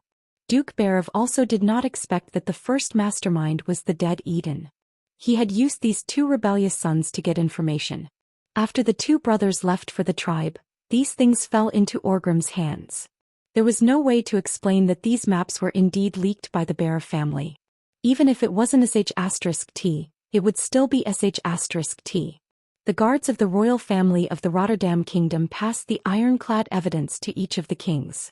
Even if they knew about this long ago, and even if it had been a long time ago when they saw the signatures of the Alterac nobles, they still felt an indescribable anger.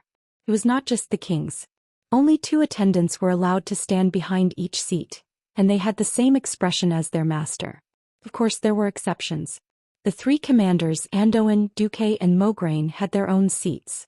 Unexpectedly, Andoin and Lang had brought Legolas and the other 3 that Duque had invited. Behind Duque were Elugia and Aurelia. Last night, Duque had insisted that Duke Barev let Elugia follow him. Duke Barev now understood. Elugia's body was trembling slightly. She could fully understand how her father, who was being condemned by everyone at this moment, was being interrogated and tortured mentally. You two tell me everything you know. This is your final salvation. Jean waved his hand. Therefore this pair of bastard brothers vividly told the truth, that they knew.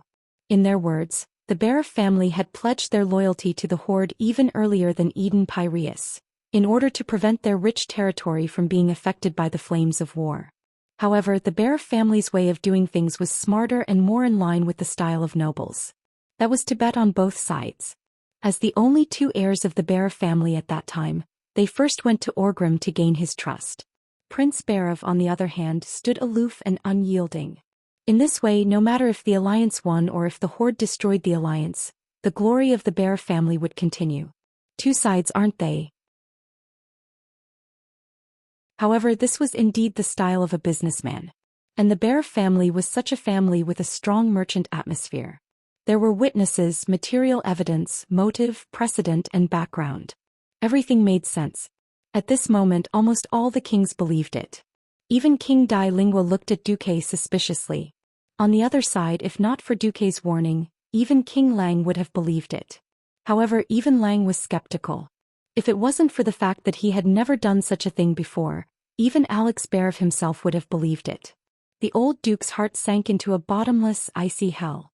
He looked at his 2 sons who had become greedy due to their lack of discipline, and allowed themselves to be manipulated by those clever politicians. Suddenly he laughed maniacally. Ha! Ha!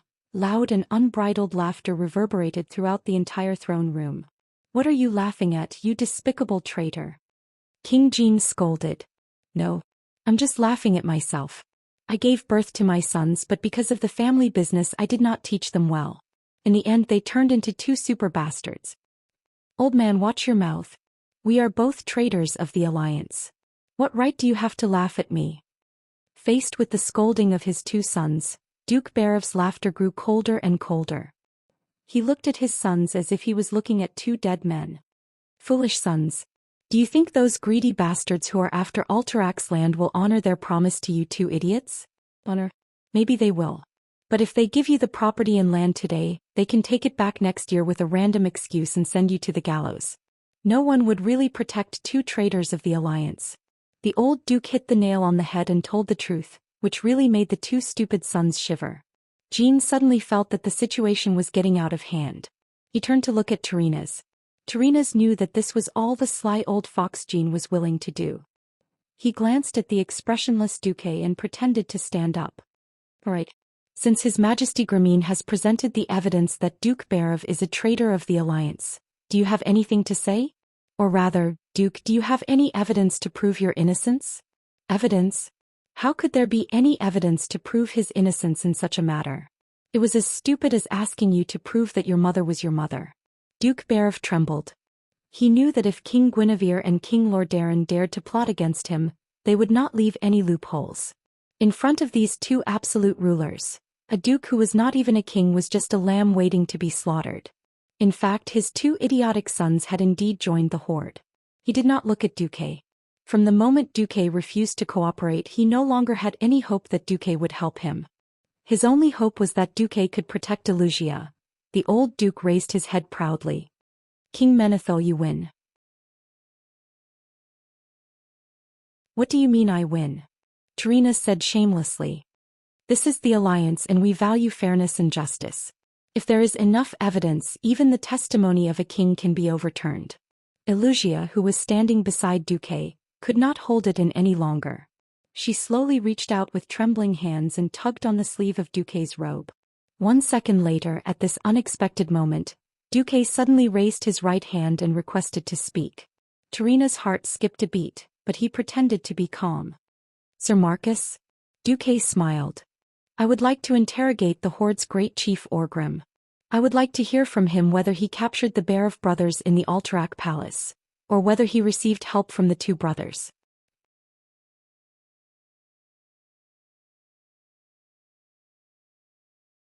Chapter 597.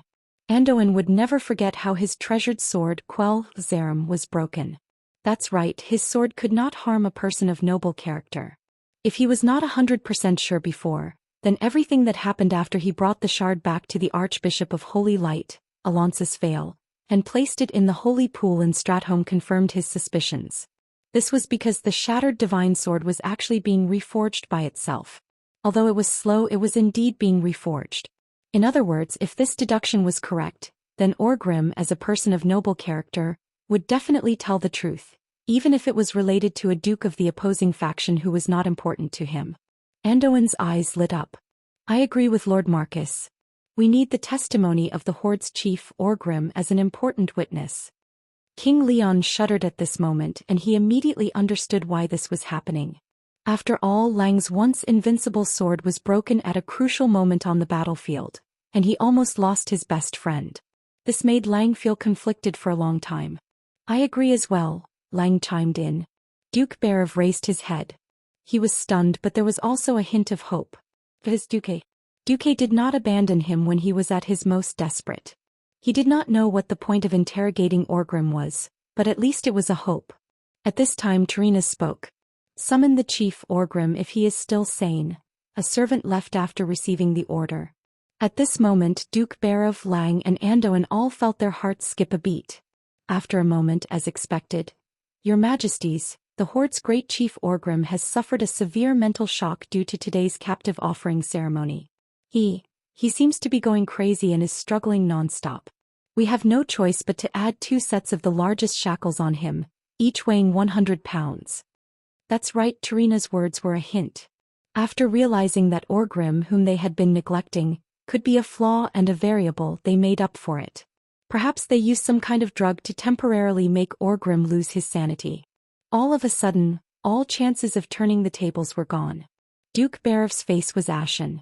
Anduin was a little puzzled. With Duque's intelligence, he shouldn't have given his opponent a chance to make up for his flaws. What was Duque trying to do? Tarina spoke. Then, there seems to be no other way. We can only follow Orgrim's confession. Do you have any other requests or new evidence? If not, then we will hold a throne vote to decide whether or not to label the Alex Bear family as traitors of the alliance. The air was filled with silence.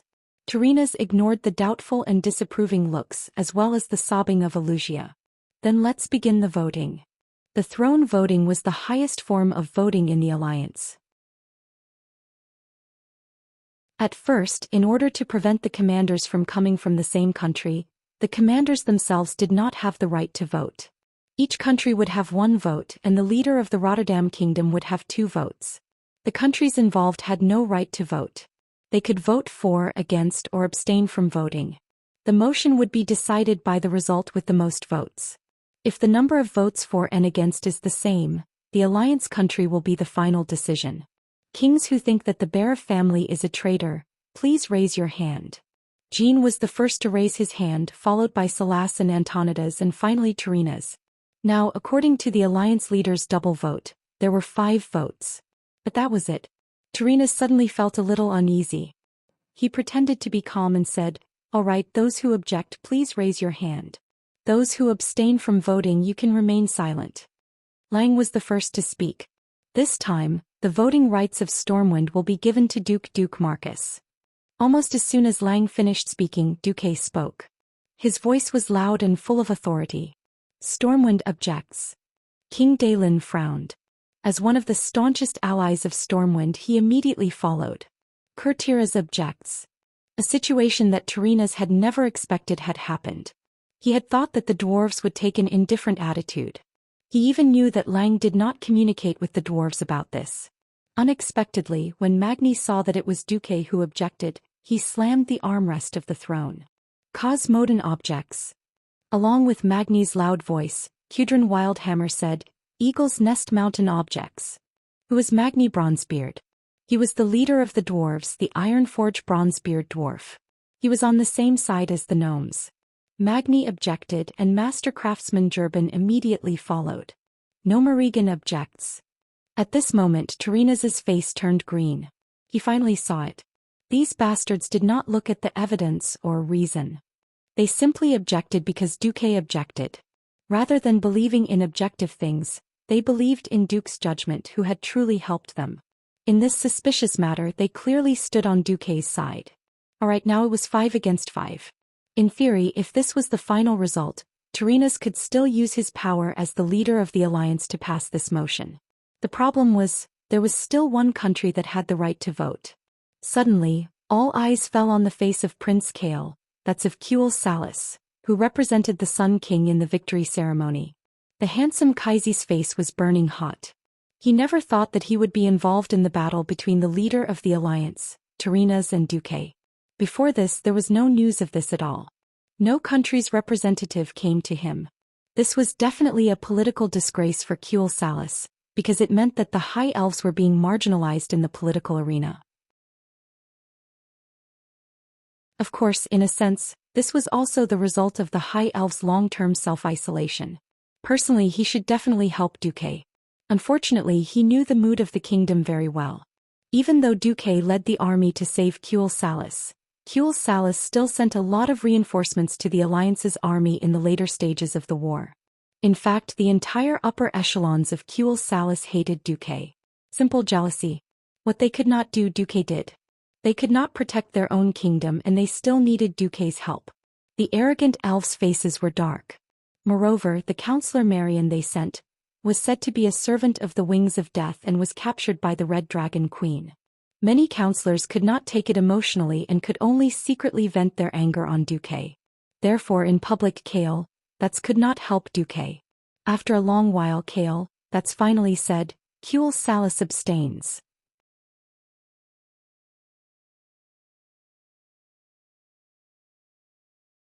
Chapter 598. Kael, that was in a miserable situation. He never thought that things would turn out this way. Right now he was stuck in the middle with no one on either side. After Kuel Salis was invaded, Kael, that's had a clear understanding that the era of isolationism was over. He didn't know what would happen in the future, but it was right to have a good relationship with Rotterdam. On the other hand, it was also irrational to offend Duque, the smartest person in the entire alliance. Not only did he feel like his long-term emotional investment had gone to waste, but he also had an ominous premonition that came from fate. This made Kael, that's very uncomfortable. If he didn't want to play it safe and wanted to see the situation clearly before making a decision, this wouldn't have happened. If the previous vote had already been decided, Kuel Salis wouldn't have to be a clown. He never thought that after Lang handed over the voting rights to Duque, the 5 heads of state actually completed 5 votes in 3 seconds, and all of them were against. This pushed Kuel Salis to the top of the wave.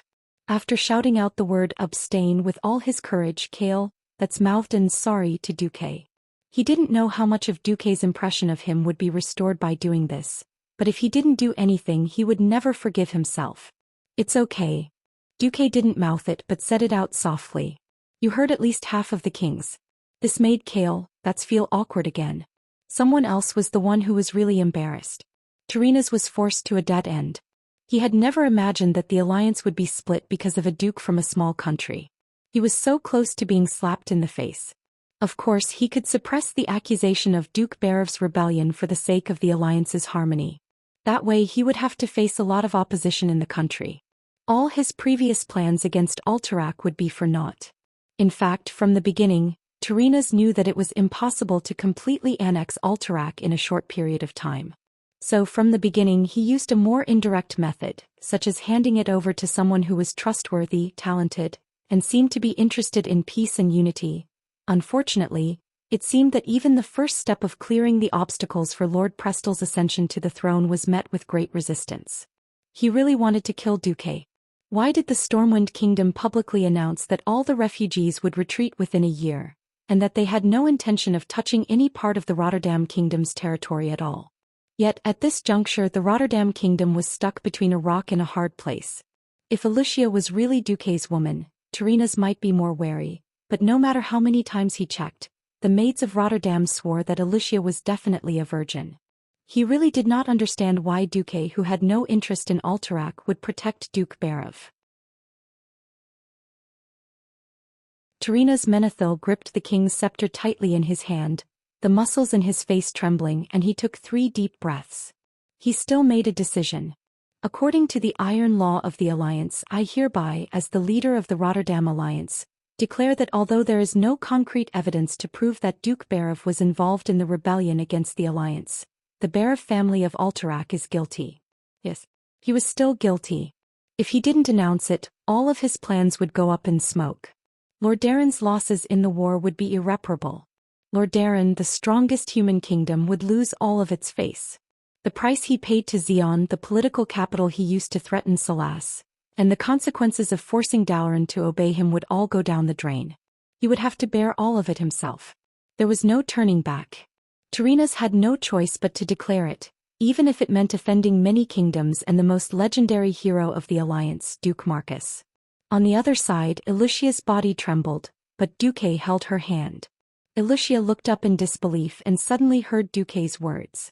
I express my extreme regret for this sentence, and Stormwind reserves the right to protest in the future. Duque was going to go against Turinas. According to the Alliance, the punishment for traitors will be decided by the leader. Turinas decided to ignore Duque's words, but in his heart he was already a little afraid. Originally he was going to sentence Duke Barev to death because Duke Barev's influence in Alterac was just too shocking.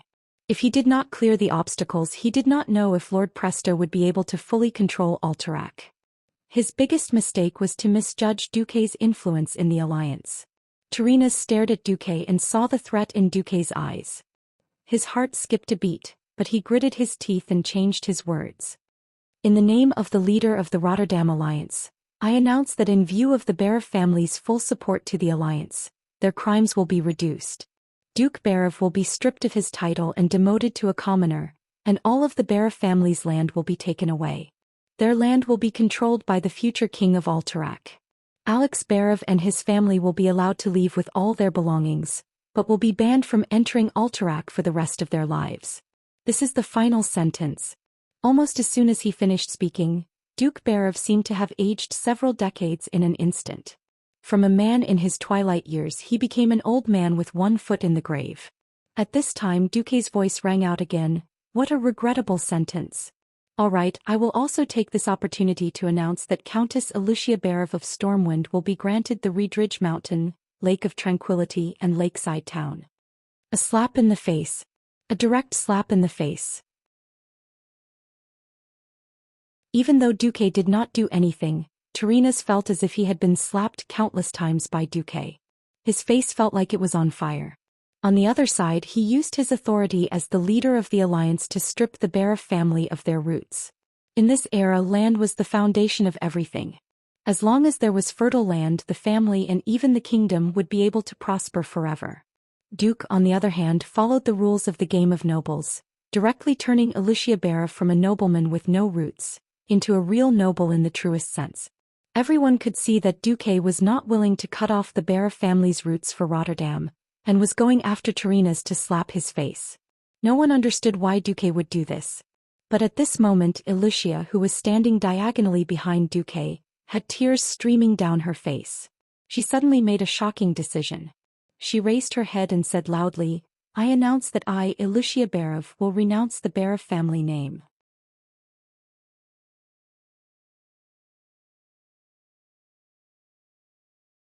Chapter 599. Ilusia was very brave. This was an era where bloodlines were very important. Almost every noble considered themselves descendants of Thoradin the Great. In fact, even the current royal families of the Seven Kingdoms were mostly companions who fought alongside Thoradin the Great 2,800 years ago. For example, Tarina's ancestor, Lorden, and Sora's Trollbane's ancestor was given the surname Trollbane by the Great. No one could deny the importance of a noble bloodline in the human world.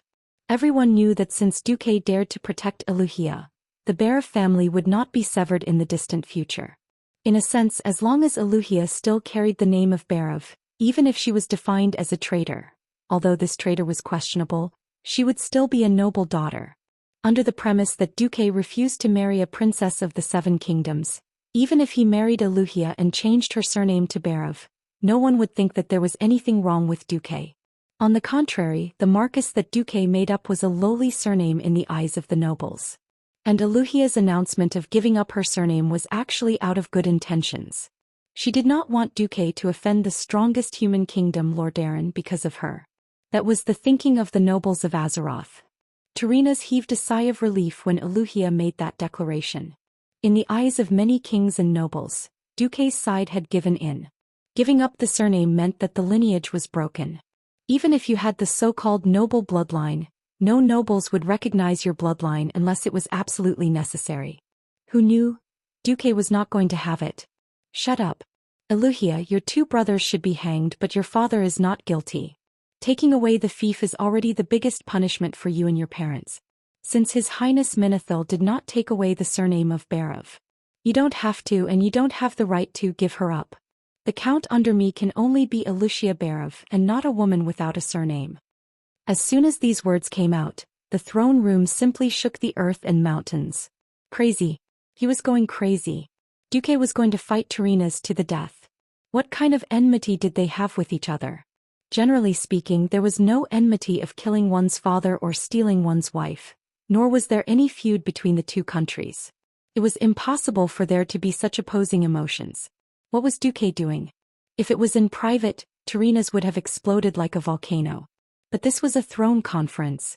You are condemning Prince Berov, he is conferring a daughter, and in theory it is not the same thing at all. Tarina's trembled violently as if he had been electrocuted by Yang Shosho. Duque wasn't just slapping him in the face, he was slapping him in the face, peeling off his skin, spitting on him, peeing on him, and finally playing disco dancing on his ancestral grave. If he didn't do something to suppress Duque today, then he really wouldn't be able to survive in the future. Only Lang and Andoin knew that Duque was not giving Tarina's any chance at all. They looked at the four guards behind them and chose to remain silent. Take your father away, Countess Ilusia. After instructing Ilusia to support the old Duke who could barely walk, Duke Berov left. Duke once again looked at Tarina's. Tarina's finally made his move. He stood up and raised the king's scepter high. Today is a day of celebration for the Alliance's victory. We have expelled the traitor Berov from the Alliance. Today is also a day of celebration for the 11 countries of the Alliance. I believe that there should be no empty seats on the 11 thrones, so I would like to introduce the descendant of the Alterac royal family, the Lord of Pristo. First, the door to the side hall opened and a group of Rotterdam royal family guards walked in, each holding a copy of the identity document of the Lord of Pristo. In this era, the most important thing to prove a noble's bloodline was a genealogy. A set of magically preserved genealogy was the most valuable evidence. Then, with a so-called ancestral relic, and a simple blood test to match the marriage partner between nobles with the royal genealogy of other families, they would basically be 100% confirmed as descendants of nobles. Seeing this, Duque was dumbfounded. Damn, this is the so-called absolute proof? Forget about DNA, there wasn't even a blood test. Duque felt like he was in a trance.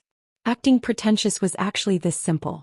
If I had known earlier, I would have also gotten myself a pretentious genealogy and then made up my name to be the Kaiser and Caesar emperors who followed great Emperor Saladin. Duque silently looked at the group of kings and nodded. Then the main character of the day finally appeared. Many people thought that the Lord of Pristo's expression would be even happier. After all, it was not every day that someone became a king. Of course, the hereditary one was not one of them. When the 5-meter-tall main door of the main hall opened with a trumpet, Lord Dwar Pristo walked out from the fully opened magnificent door. Many people who saw this lord for the first time were shocked. Lothar was already very tall and burly among humans, but this Lord of Pristo was even taller. At a glance he was at least 10 meters tall. For humans this was the domain of giants. He wasn't fat, but he wasn't tall and skinny either. He wore a black and silver-edged robe that fitted him very well. The deep black gave others a noble and elegant impression, and the silver lines outlined his perfect figure. Of course, the most eye-catching part was the ferocious dragon head embroidery on his left chest. The ferocity of the dragon head leaping out of his clothes was even more powerful than the lion emblem of Stormwind. At this moment he clearly hadn't participated in the war against the Horde, but he just looked like a mighty war hero. It was rare for Aurelia to tease Duque at a time like this. Duque, he looks more like a hero in the Alliance than you do. Just like, Duque replied calmly. Lord Pristo first saluted Tarinas, then bowed elegantly. From the north to the east to the south and then to the west he repeated this gesture in every direction of the throne room. It was an incomparable gesture of etiquette. It was as if only when this young noble was here, the soft, smooth curtains, golden chandeliers, and even the pure white marble steps could make this throne room look grand and majestic. Dwar Pristo greets your majesties and commanders. After greeting everyone, Pristo stood straight like a javelin in the middle of the throne room.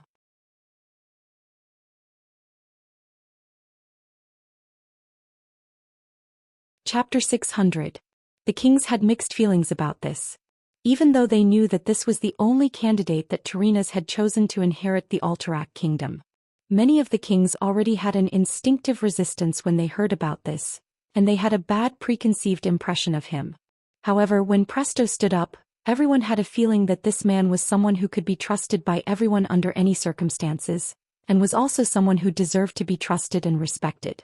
Amidst the slightly confused atmosphere, a few gasps of admiration rang out at the same time. If only Arthas had him like this. If only Tanreed could be like him. William still has room to improve. If it was Tarinas, they could say that he was biased. However, the praises came from Daylin and Lang, 2 kings who had different political views from Tarinas. One had to admit that this lord was very charismatic. On the other side, Antonidas secretly injected arcane power into the blood vessels in his eyeballs.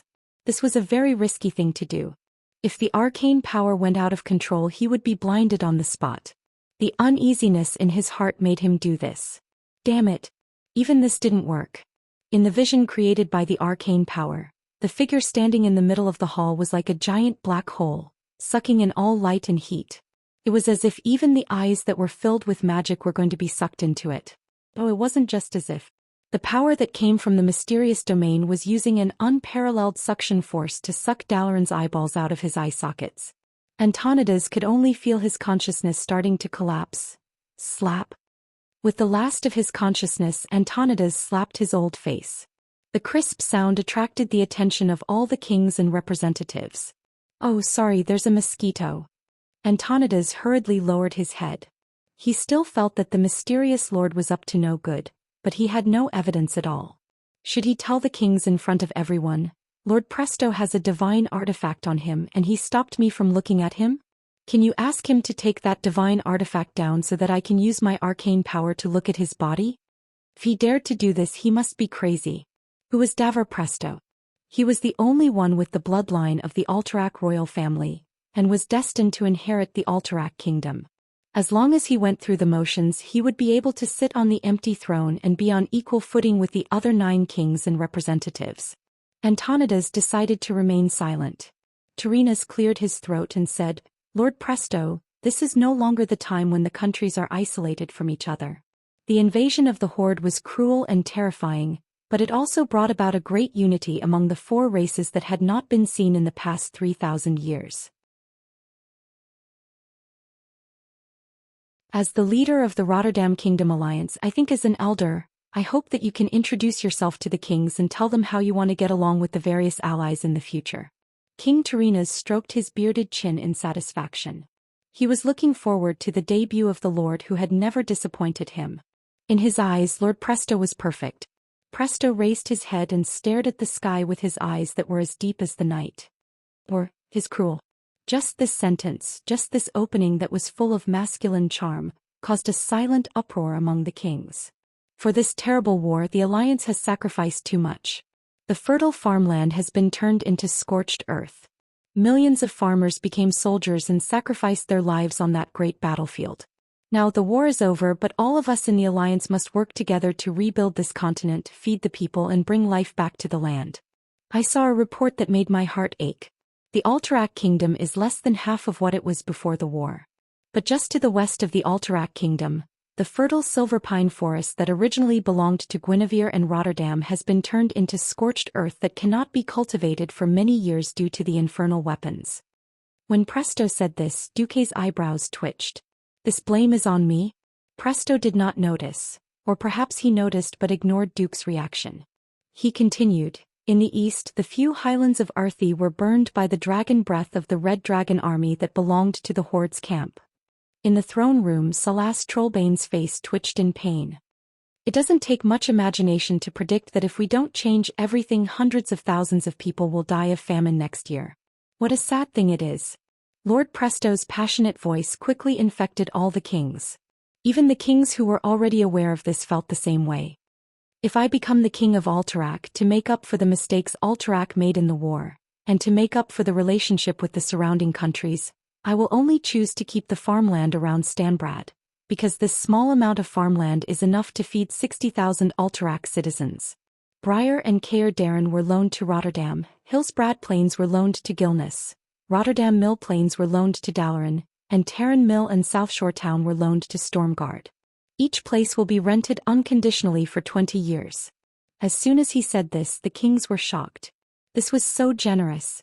Although these lands originally belonged to the Bear family, and although he was also the king that Terena supported, he was really willing to give them away? Aurelia giggled and said to Duque through the whisper of the wind, Duque, why do I feel like he's more generous than you? Duque replied with a sentence that could do anything. On the other side, the kings of the 4 countries were moved. Some of them were part of the deal, but some were added by Lord Presto himself. Terenas didn't want Briar and Caer Darren at this time to avoid looking too unsightly. Everyone knew that the so-called loan, it was easy to not return it after borrowing it. There were many such things in the history of Azeroth. After thinking for a while, Terenas spoke. Thank you for your generosity, Presto Lord. But this is not a good precedent, so please forgive Lord Darren for rejecting your kindness. But Terenas changed the topic and said to Salas, I think Rapid Hold needs Alterac's selfless help more than any other member of the Alliance. If King Trollbane doesn't object, then let's sign the loan contract under the witness of the Alliance.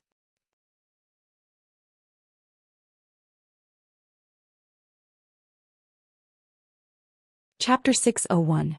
Terenas was very smart.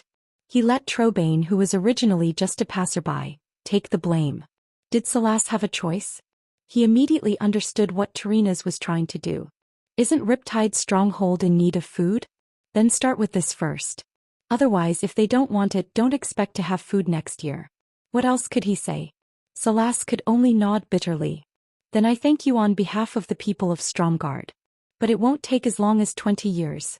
At this time, Salas suddenly met Xion's reproachful gaze. He had to change his words. All right, then Stromgard will accept it. As long as Alterac asks, we will return the land next year. Now it was obvious that they were saying, do you dare to take the land if they are willing to give it to you? With Salas as the first target, would the other kingdoms be far behind? Daelin, Magni, Kudrin, Kael. These kings and representatives who had no need for Alterac's land all frowned. On the surface, everything seemed to be going according to the rules. Anyone with a discerning eye would immediately realize that this was actually 3 rogue kingdoms pulling a kingdom that had no choice but to submit. In the name of justice and cooperation, this was the cruelest way to divide up a weak kingdom like Alterac. Almost every king and representative who did not participate could not help but ask themselves, is this the kind of alliance our kingdom wants? At this time, Lord Presto suddenly bowed deeply. I am impressed by the greatness of Lord Darren. But, Your Majesty, you may not think for yourself, but I hope you can think for the people of Silverpine Forest who have lost their land. How about this? Your Majesty's beloved daughter, Princess Kalia, is the most beautiful person in the world. If I ascend the throne, please allow me to propose to Princess Kalia with Briar and Kale Darren as betrothal gifts. A single stone caused 1,000 ripples. The other kingdoms who were still a little suspicious finally saw Terena's moves. First, he used real or fake evidence to get rid of Duke Barav, the most powerful person in Alterac. Then he supported a real puppet to take over. Finally, he used a royal marriage to solidify their friendship and alliance. Of course, 10 or 20 years later, if this King Presto accidentally died, then the little prince with Menethil's royal blood would become king. What was annexation? This was annexation. Humph. Dai Lin and Magni snorted coldly. Kudrin and Gerben didn't know that much, but when they saw Magni's cold snort, they also followed suit. It sounded like a humming duet. Terena's was embarrassed to be sneered at by the four kings. However, Brill and Caer Darren were two super fertile lands. The show could only go on. Terena's pretended not to hear and put on the face of a kind elder. If Kalia doesn't object. I'm sorry, I'm a father before I'm a king. I need my daughter's approval. Of course. Presto bowed deeply again. The kings did not have to wait for long. Princess Kalia, who had probably been waiting for a long time, arrived. After not seeing her for a long time, Princess Kalia had become even more beautiful. A 16-year-old girl was at the golden age of beauty, starting to transform from a young girl to a mature woman. Perhaps it was an illusion, but Princess Kalia seemed to have grown a little taller. She looked even taller, and she easily wore this pure white lace dress that looked like a wedding dress. She had a head of brilliant golden hair, which looked dreamy under the light muslin draped over her head. Her jade-white skin was nurtured by the water of Lake Lord Amir. Only this white veil made from mooncloth could compare to her skin. This was a compliment, and it was also a fact. In this era of handicrafts, unless one could get their hands on the legendary Devil's Cloth, the moon cloth that was purified by the night elf's moon well water would have the whiteness and smoothness of white snowflakes. Princess Kalia's skin had reached this stage, and her beauty had risen to the level of a work of art. The jade-like face under the white veil seemed to have matured a little, but the aura of a young girl still dominated. Looking down, the pair of breasts that were not small to begin with seemed to have grown a little. Although this size was slightly smaller than Aurelia's, who could say for sure that Princess Kalia would not have the legendary second puberty? Looking down, it was clear that her waspy waist had gone through the torture of the waist corset. From a distance, it already looked like a matchstick. Under her slender waist was a gorgeous pleated gauze dress that looked like a blooming white peony. Princess Kalia looked like a beautiful bride today. While the kings were marveling at Princess Kalia's beauty, they were all secretly cursing Terena's tricks. On the other side, Lord Presto had already walked forward, knelt on one knee and took out a gift from his space storage bag. This world's most beautiful rose, for the world's most beautiful you. Countless kings exclaimed. It was a very beautiful rose made of ice crystals. They had no idea how this ice rose, which looked cold from afar, was made. Under everyone's gaze, the rose reflected the most psychedelic and moving rainbow colors under the sunlight that shone through the huge glass window. Beautiful beyond compare. Mesmerizing and dazzling. No girl who was in love for the first time would not like this kind of special gift that was so dazzling and beautiful that it could not be described with words. Unless this girl had seen better with her own eyes. Princess Kalia looked very apologetic, and then she yawned. Yes. A yawn that symbolized boredom and contempt. A yawn that made Lord de War Presto confused, and made King Terenas suddenly feel that something was wrong. King Terenas suddenly understood why. Kalia was a good and obedient child. She knew her fate from a young age and would never dare to resist his will. But the other's gift was not good enough, and he could not force Kalia to force herself to admit that this was the best gift in the world, right? Damn it. At this moment, Terenas felt like killing someone. I'm sorry, Lord Presto. Although I would like to say that your rose is the most beautiful in the world, I cannot lie as a believer of the holy light. As she said this, Kalia took out what looked like an ice rose from her space storage bag. Under the dazzling sunlight, Every single ice rose petal was clearly visible. Layer upon layer they formed a blooming rose. Not only that, but there was a faint flame flowing between the cold petals and petals flickering. Just this dreamlike appearance alone caused the kings to exclaim in surprise. Presto was stunned. Tyrrhena's was stunned. Many kings who had not seen this before were stunned.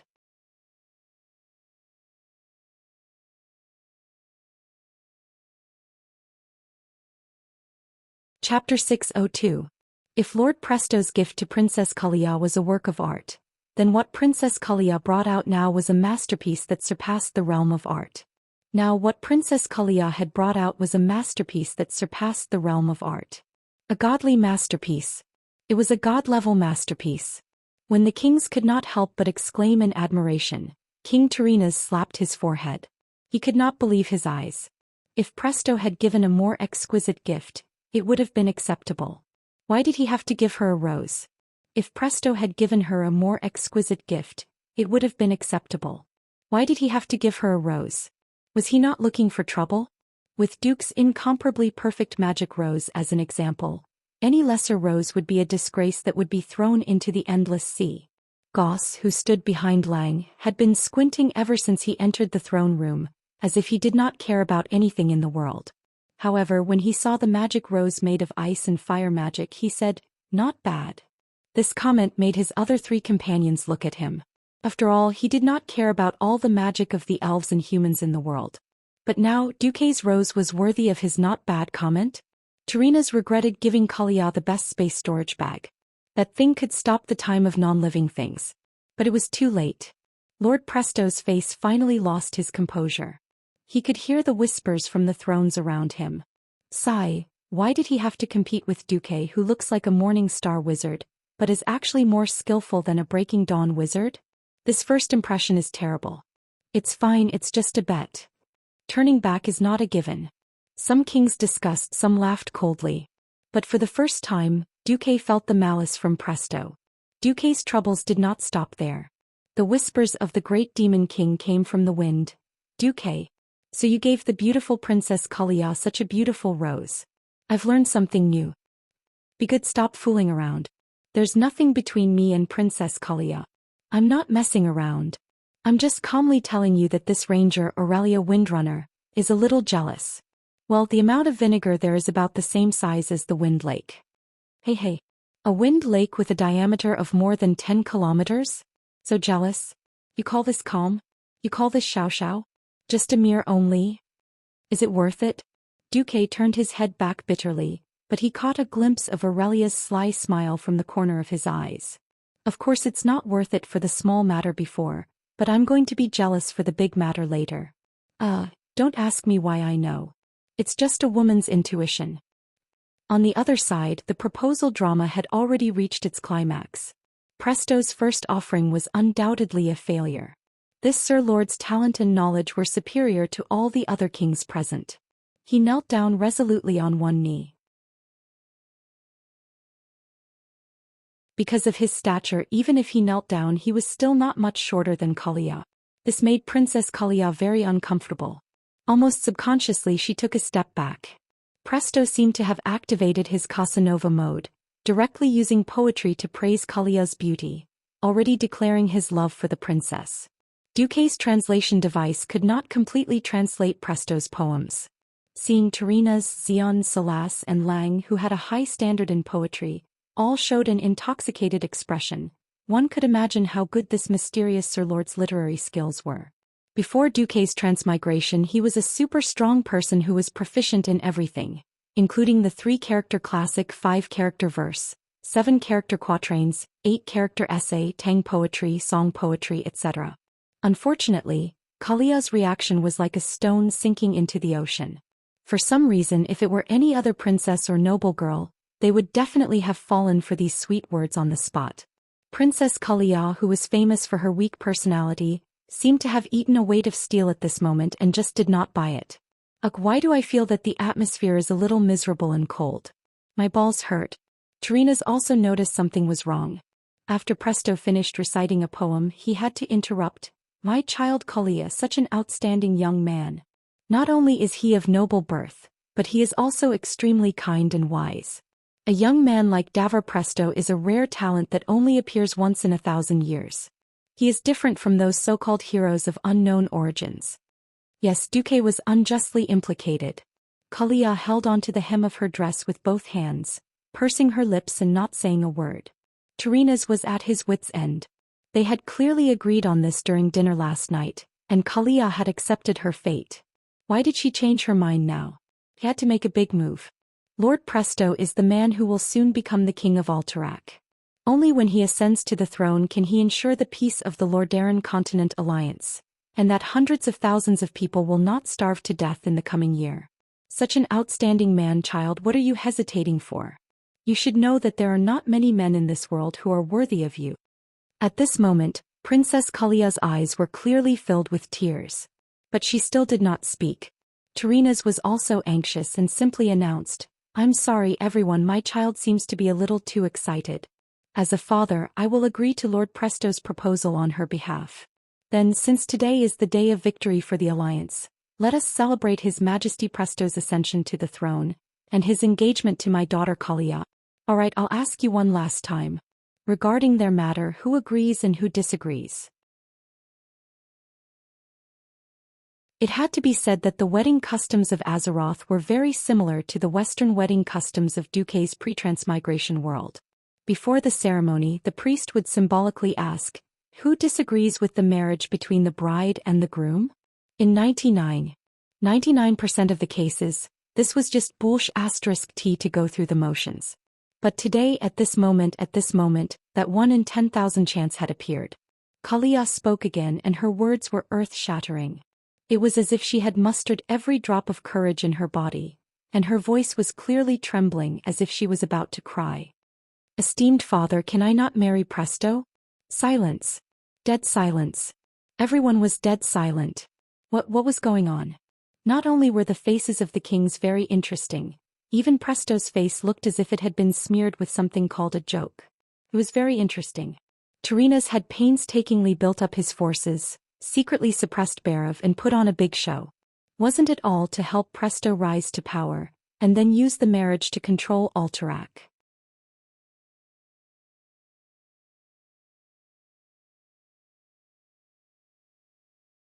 Chapter 603. Now the most important thing was that Princess Kalia was rebelling against him. At this moment many kings were laughing in their hearts. As the saying goes, if you are too smart you will end up hurting yourself. Wasn't this like shooting yourself in the foot? It was very rude to laugh at this time. But it was a big mistake to expect the impatient dwarves to be polite. Wahahaha. Ah. Tyrrhena's, your daughter doesn't even want to marry. Why are you still forcing her? The shameless Magni and Kudrin, the two distant relatives, hugged their bellies and laughed wildly. Then the great craftsman Jurban also let out a shrill laugh unique to dwarves. Countless veins popped out on Tyrrhena's forehead, and his old face swelled to the color of a pig's liver. He could no longer control himself and his voice became extremely sharp. "Kalia, this is not the time for you to throw a tantrum. As a member of the Menethil royal family, your marriage has been destined to serve the country from the start. Let me tell you, you must marry Presto. Whether you like it or not, you will marry him. You can only marry him in this life and not any other man." Kalia was so wrong that she burst into tears. In the next second, Kalia burst out with an incomparably explosive statement. "Duque, what are you waiting for? Have you forgotten what you promised me?" Suddenly, the three unscrupulous dwarves stopped laughing. Suddenly, all the other kings and representatives focused their strange gazes on Duque, who had been pretending to be a passerby ever since the Bara family left. Suddenly, Duke was pushed to the top of the waves by Kalia's words. Ha. Ha ha. Wait. Something was wrong. That's right, Duke was ready to make his move. He had waited for so long just so that when Tyrrhena's drama reached its climax, he would kick Tyrrhena's from the clouds of luck he had been dreaming of and send him straight to hell. The problem was, in Duque's plan, Princess Kalia was not part of it. No, it should be said that helping the princess out of her predicament was just a convenience. That night, Duque did it purely because the system elf had told him that Princess Kalia is looking at you from the balcony of the palace. So Duque wanted to give Tyrrhena's a hard time. Now because of Princess Kalia's words, the kings interpreted that the princess had an affair with Duque. If that was the case, everything could be explained. Why wasn't Princess Pristo tempted by the marshal at all? Why was the princess prepared to counterattack with Duque's magic rose when Presto took out the ice rose sculpture? Why did the meek princess dare to go against the will of King Tyrrhena's? It was all because they had Duque as their backer. Even if the kings were not shameless at this moment, everyone's soul of gossip began to awaken, and it began to burn fiercely. Duque was embarrassed. Especially when he felt Aurelia's gaze on him, he finally understood why Aurelia had said that her jealousy was as big as Fengxing Lake. How could it not be big? His lover was entangled with the princess of the strongest human kingdom. If it was true love, maybe Aurelia would let him go. But it was a melodramatic entanglement without any feelings. It could only be used by bards to write poems and sing plays, but it was actually useless. Ahem. Legolas coughed softly.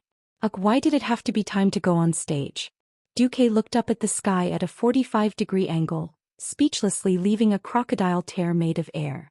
At this moment, Duque was possessed by Best Actor. At this moment, Duque was holding a non-existent little golden man in his left hand. He was like an actor who was about to step onto the podium and say that he had won the Best Actor award. He slowly stood up, and Duke's voice, which was excessively young but familiar to all kings, sounded again. I'm sorry, Your Majesty Menethil. I firmly oppose Her Highness Kalia marrying the Lord of Presto. Well, the two dwarven kings exclaimed. Explosive. Too explosive.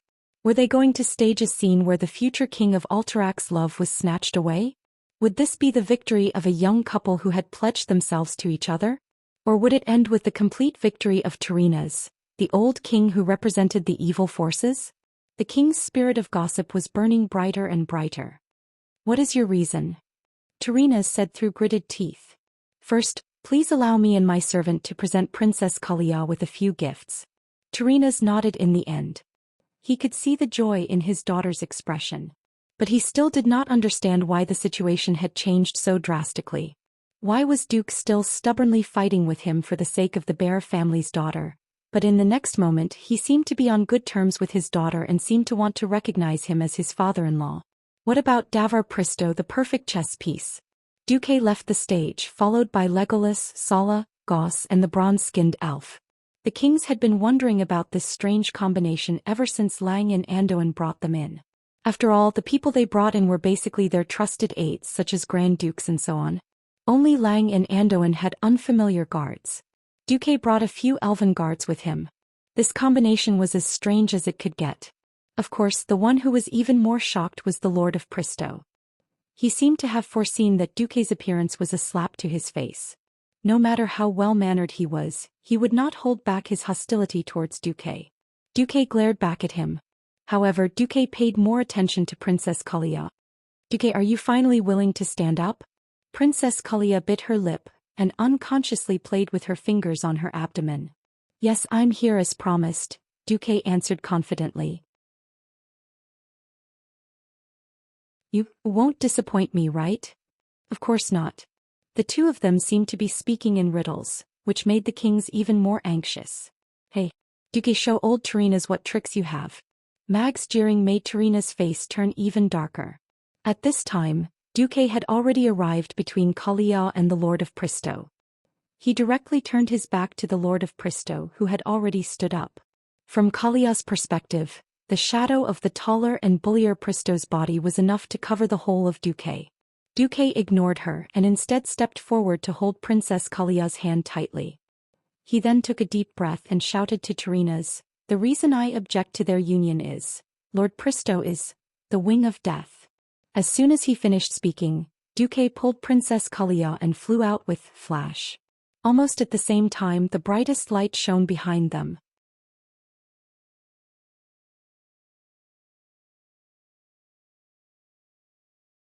Chapter 604. What? Since ancient times, there was no classic romance film without a love triangle. But wasn't the style changing too quickly? Even if it was to steal someone's love and turn it into hatred, shouldn't two men draw a line and set a date before dueling? Why did they suddenly attack? How did a romance film suddenly turn into a horror film? The 4 guards beside Duque, who seemed to be here to deliver gifts, suddenly opened the box, and a strong flash burst out from the box. The light from these flash bombs was controlled by the funnel-like reflective shield, and all of them shot at Lord Pristo's face, blinding him for at least a moment. Half of the kings were dumbfounded. Why was it half? Because the other half of the kings and their followers who were on good terms with Duque all heard Aurelia's anxious whisper of wind before they attacked. Danger. Pristo is the wings of death. This sentence was stuck half a second before Duque finished speaking. Dalen, Magni, Kale, and the others were very good at fighting. For these fellows who had stepped into the realm of heroes, half a second was enough. Almost at the same time, Dalen pulled out his machete, Magni and the Muradin brothers activated Avatar, and Kale, waved his hand to cover himself with 3 magic shields, not to mention Lang and Andoin who were already prepared. Duque's appearance itself was the biggest signal. Almost at the moment when Duque said the words, "Wings of Death," Aurelia had already grabbed Lang's collar with one hand and Andoin with the other. With the help of the power of storm, they rushed out of the throne room in less than half a second. In the arena, the most crucial arena, the 4 fellows who had deliberately changed their appearances had finally revealed their true forms. The first was Sala, the elven druid who had her eyes closed all this time. When she suddenly opened her eyes, 2 extremely strange rays of light shot out from her eyes, directly into Lord Presto's body. Lord Presto's tall and sturdy body trembled on the spot. On the other side was Legolas. In a thousandth of a second, the standard high elf eyes turned the color of molten gold, and 2 vertical pupils that resembled lava balls appeared. Slender red scales appeared on her forehead like lightning. The back of his head, which was originally empty, had many hard, long and sharp horns as if by magic. Her robe suddenly opened up, revealing a large piece of thick red scale armor. His arms suddenly lengthened and thickened, and a pair of incomparably sharp claws leapt out. He struck out with both his claws at Presto, who was in the middle of the battlefield. Not only her but the other 2 guards also attacked at the same time.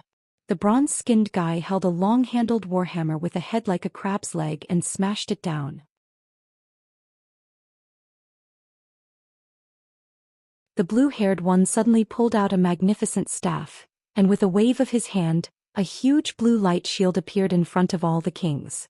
Duque had just carried Princess Kalia, who had turned pale, into a standard princess carry, and hid within the protection of the light shield. Everything actually happened in half a second. However, the situation changed too quickly and no one could really control the situation. At this moment, the dumbfounded Lord Presto, or rather the Wing of Death Nesario who had been ambushed, was finally hit. At the last moment, at the most critical moment when he was about to be killed, Nesario suddenly came to his senses. Countless years of accumulated combat experience and combat instincts allowed him to twist his body. This allowed him to avoid the greatest crisis of death.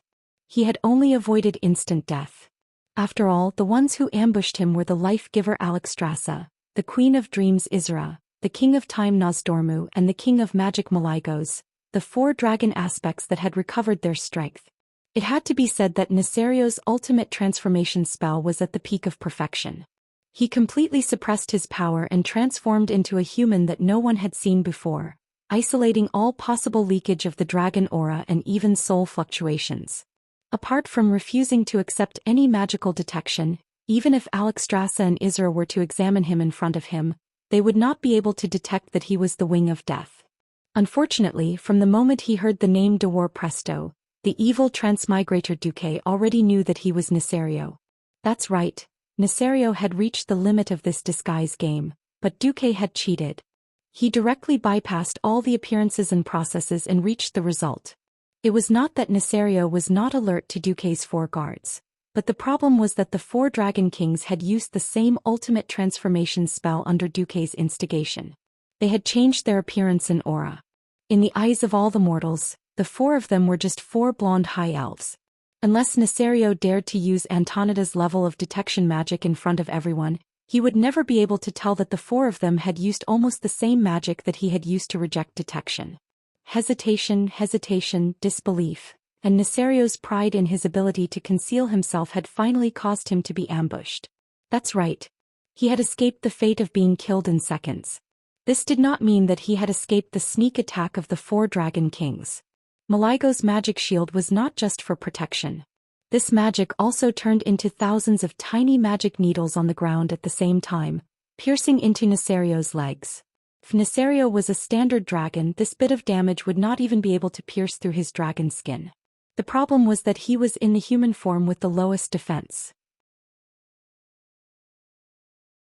In an instant, countless needle-sized lines of blood appeared on his legs. Nozdormu's warhammer smashed into Neserio's tilted head.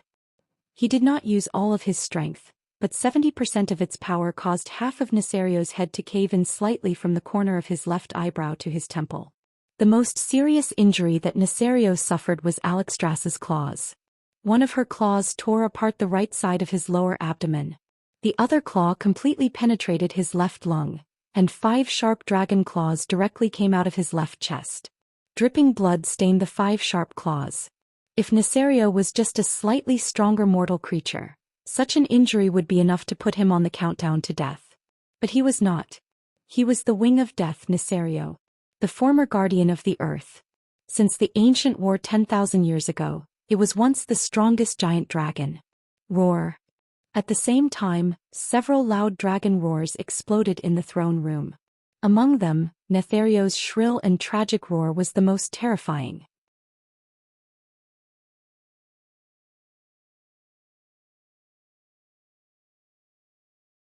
Chapter 605. Several ferocious dragon roars reverberated through the air, causing every piece of glass in the throne room to shatter. The shards of glass shot out along with the violent air currents, killing and injuring many attendants and guards outside. This was not a dragon's breath, nor was it a bomb, but it was many times more terrifying than a mage's pyroblast. The long roars penetrated the deepest part of everyone's soul, reminding them of a legend that had almost been completely forgotten by the world. 10,000 years ago, that was the era of the dragons. Every creature that walked on the ground could be the prey of the dragons. Everything in the mortal world had to crawl under the wings of the dragons, afraid that they would attract the attention of the dragons and get themselves killed. Outside the throne room, there was still the sound of drums and music. The people who were celebrating the Day of Triumph did not disperse even after the triumphant procession had left the main road and started to parade around the city. This was because the kingdom of Lordaeron had also invited a large number of performers, strange clowns, costumed dancers, and all kinds of bands. Just a few seconds ago, even though it was early winter, the entire Lordaeron city was still immersed in a warm atmosphere. At this moment, the terrifying dragon roar that suddenly appeared broke all of this. The veterans who had just retreated from the front lines were fine. After facing the Crimson Dragon Legion's attacks day and night, almost all of them had developed a strong heart. The citizens of Lordaeron who had never seen a dragon were in big trouble. Because of fear, many people's hearts contracted due to excessive nervousness. Under sudden cardiac arrest, blood supply temporarily stopped, and everything in their field of vision turned pitch black. Under extreme fear, nearly 30% of them fainted just like that. Some unlucky people even fell from the balcony. They could not be blamed. The shocking dragon might of the 5 great dragon kings was not something mortals could resist. For a moment, the entire Lordaeron city was in a mess. In fact, the throne room was also in a mess. Under the gaze of all the kings, the tall and burly Davar Priester suddenly released a flaming shockwave. This was not a simple shockwave. It contained extremely high energy, and the other dragon kings did not dare to face it head-on. Or rather, which of these ultimate Azeroth masters who had lived for countless years did not have a few trump cards that could save their lives? He was unable to determine what this move was all about. He could only be sure that this was a terrifying skill that even the 4 great dragon kings could only avoid. After shaking off Alexstrasza and Nozdormu, he began to transform. In front of every single king, Presto's head turned into a miniature pitch-black dragon head. A pair of wings grew larger and larger on his back while his limbs grew thicker and thicker. His once white and smooth skin was now covered in a layer of cuticle. Not only him but the other 4 dragon kings also transformed at the same time. It grew larger and larger, more and more terrifying. In just a few moments, it had surpassed the range that a human's field of vision could accommodate at close range. It was foreseeable that in less than 5 seconds, the entire magnificent throne room would be burst apart by the 5 terrifyingly large ancient dragons. "Let's go," It was unknown how Duque cast the spell, but the walls in the four directions of the hall were suddenly pierced by four huge icicles. These four completely hollow icicles were like a giant ice slide that led straight to the royal garden outside the hall. Daylin, Magni, and the rest jumped into the ice slide without hesitation and escaped smoothly. Jean, Salas, and Antonidas hesitated for a moment before sliding out with their people. Only Terina's, things had changed too quickly. Even now he still could not believe his eyes. Oh my God! What have I done? That's right, the nobles in the country were seething with resentment. Their territories had been burned to the ground, and the capital had almost been conquered. They had formed the alliance, but they did not have the kind of influence that they had. In order to make up for all this, Terina's did not hesitate to offend the other alliance to take over Alterac. He even risked opposition from half of the alliance to use his authority as the alliance master to impeach an important minister of another country who had never truly betrayed the alliance. And then what did he gain? His beloved daughter did not listen to him and actually joined forces with Duque, whom he had failed to recruit. The lord that he trusted completely and was willing to promote as the king of Alterac was actually the infamous Deathwing Nesario, who was proven to be the one who caused the Red Dragon army to side with the orcs. That was Neltharion. For tens of thousands of years he had caused countless deaths and destruction and destroyed countless cities. He was one of the most evil beings in the world of human scholars, historians, and bards on countless occasions. Terina's could not imagine how the people would react when they found out that they were almost used by Deathwing, and that they had helped Deathwing become the king of Alterac. No. Today's losses might be great. Even if he had to pay a higher price, he had to shut the mouths of the various kings as soon as possible. Otherwise, if he were to be accused of being in cahoots with Deathwing, he would not be able to hold his position as the alliance master. Yes. I am also a victim of Deathwing's scheme. When Terina's finally completed the great achievement of plan completion, he suddenly realized that the plan he had just completed could be thrown into the gutter.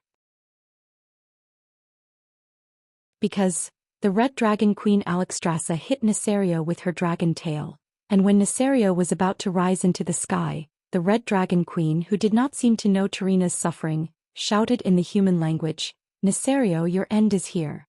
Don't think that we won't be able to find you just because you have become the Lord of Presto and hide under Menethel's protection." The roar was so loud and clear.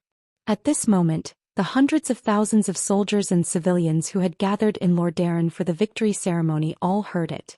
Wow, King Menethil actually... No one dared to believe their ears, but the behemoth that was almost half the size of a town in the sky did exist. The flames under its wings were like a cloud of fire, and the corrosive liquid that was fanned out when the giant wings flapped was like a drizzle of stars. They were obviously inconspicuous droplets of liquid, but they were extremely corrosive. When these fine droplets were sprinkled on the palace below, they easily corroded the tiles, walls, statues, and ground, not to mention humans. Any creature that came into contact with a little bit of it would be instantly corroded, along with their armor, skin, and muscles.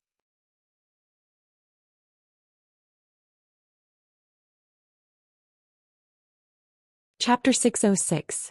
Just a few flaps of the wings of death had caused the entire Lordaeron palace to fall into destruction. This was the result of Maligos following Duque's instructions to prevent the battle from spreading too far.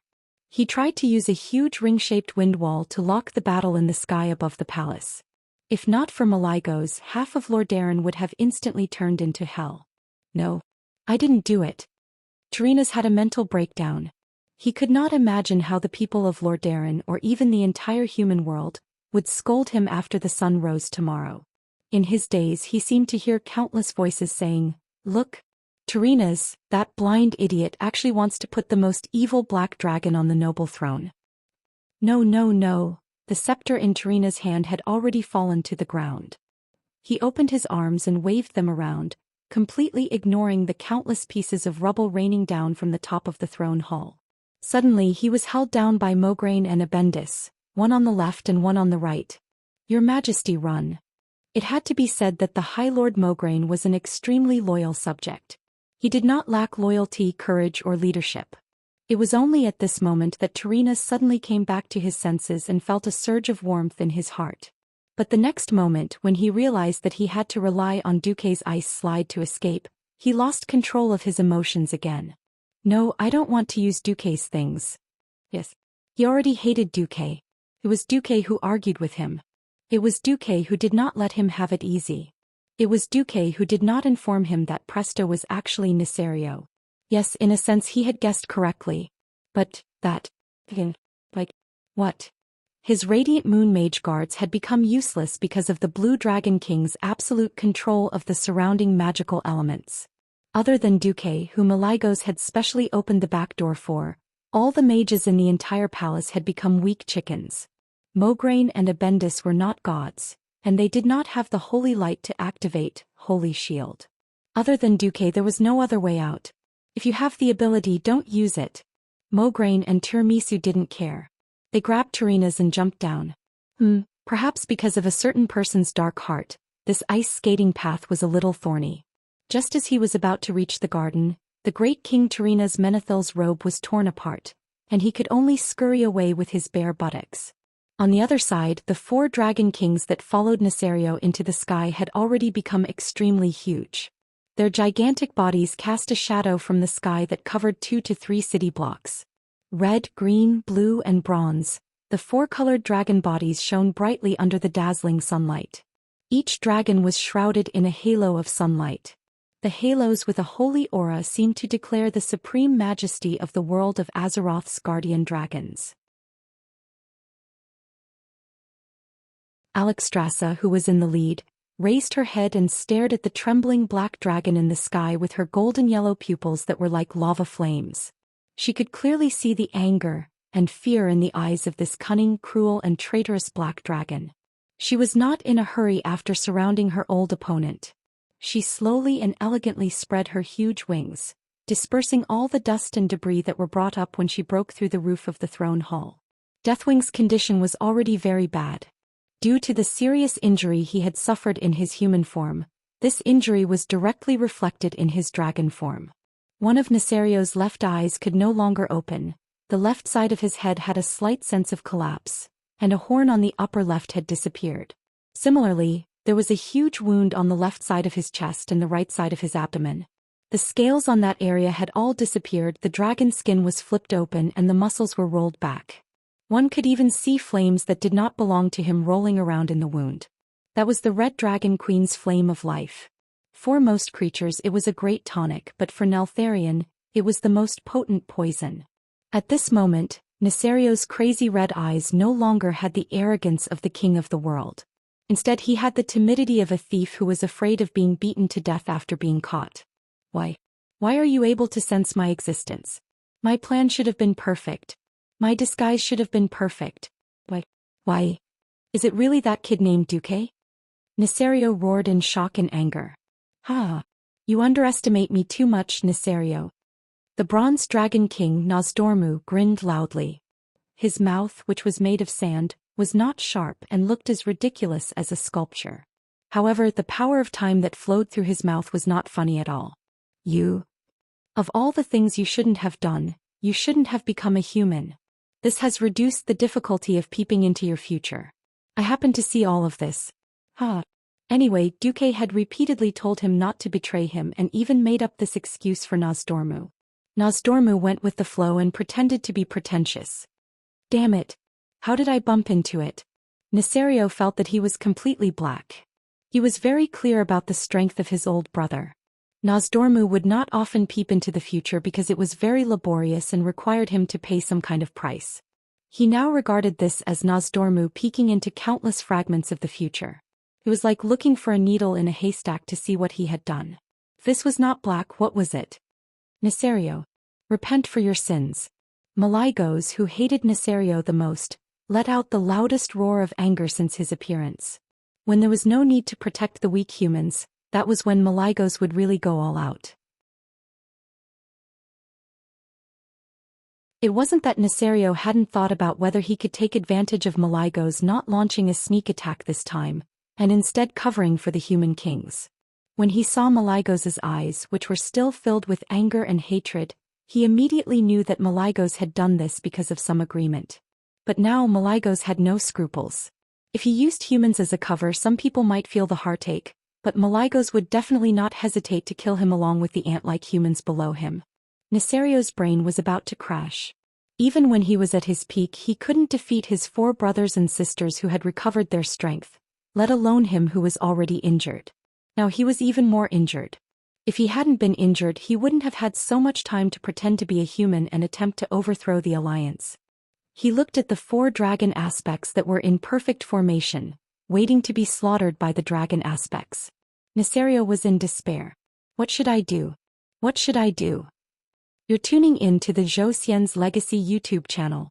Don't forget to subscribe and join us on this journey to catch the most captivating stories.